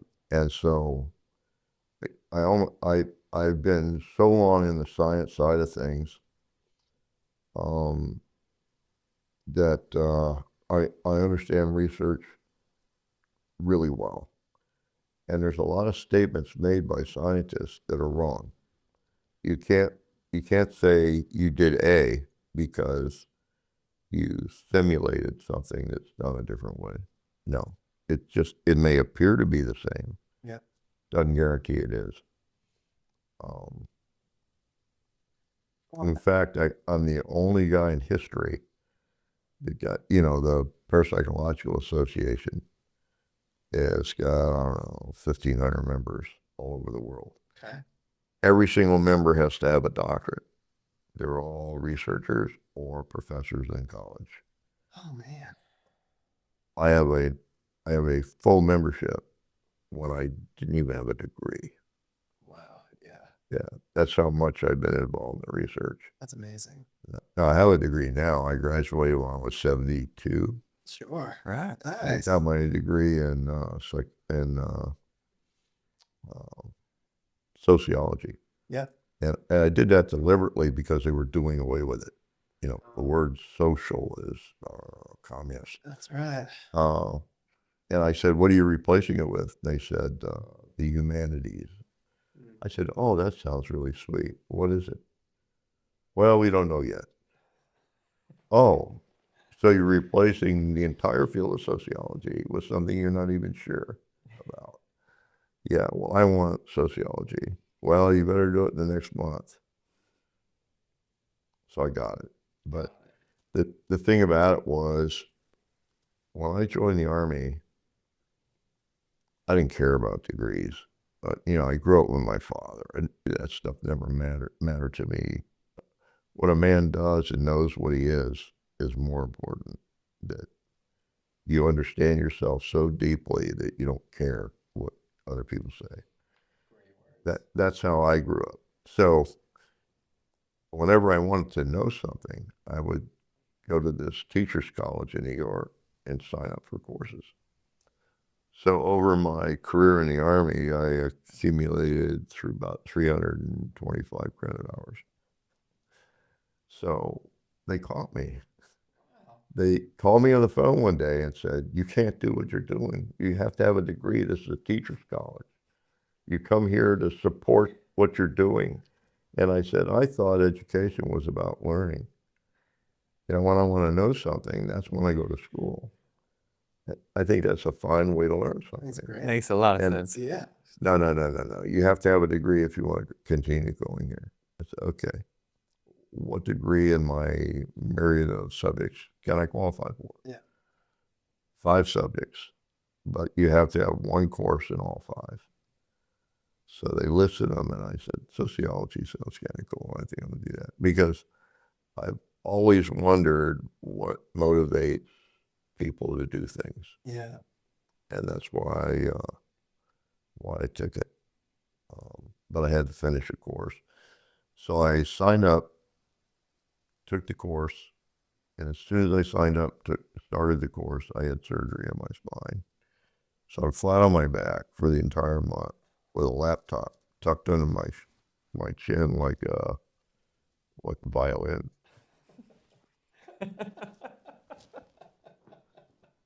But I finished it, went up to New York, and graduated in the normal graduation ceremony, which was a stitch. I'm 72 years old, so they assigned 5 postgrads to keep me from wandering off. Don't let him wander off. I'm listening to this. They think I'm deaf too. Yeah. Make sure he has whatever he needs so he won't wander off. Yeah. It was a riot. It was really fun. So I graduated. The very next morning when I got out of bed, where I had the surgery was infected. So my poor wife drives me all the way from New York back to the University of Virginia in Charlottesville. And by the time I got back here, I'm running a really high fever. So they want to see where the damage is. So they put me in the MRI. I'm in the MRI and I said, I'm halfway through the MRI and I said, you know, you got to get me out of here because I'm starting to hallucinate. So I think my fever's pretty high. I'm starting to hallucinate. And then the doctor says, running the MRI says over the speaker, I thought you guys in the Army were tough. And I said, well, I'm going to demonstrate that to you in a few minutes. If you don't get me out of here, I'm going to chew my weight out of here. So he stops the whole thing, gets me out. The nurse comes over and takes my temperature, 107. Oh my goodness. Right in the OR. They completely opened my spine up and flushed everything with 6 liters of antibiotics, and it was nip and tuck. Wow. Turns out I had MRSA. Oh man. So I had that twice now.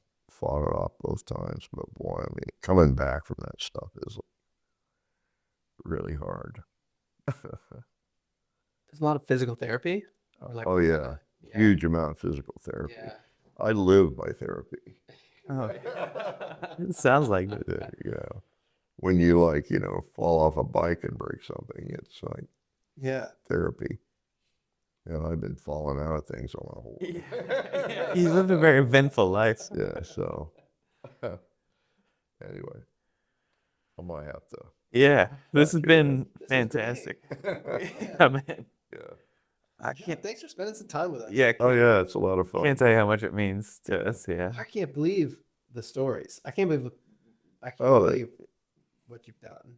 And I didn't talk about any of the bad ones. You are a walking story. Well, So appreciate you cool. taking the time, and we really love the Monroe Institute. Yeah, Glad you guys hosted It's a us. great place. And It special really place. is. Yeah. yeah, we want everybody to know about it. So we Yeah.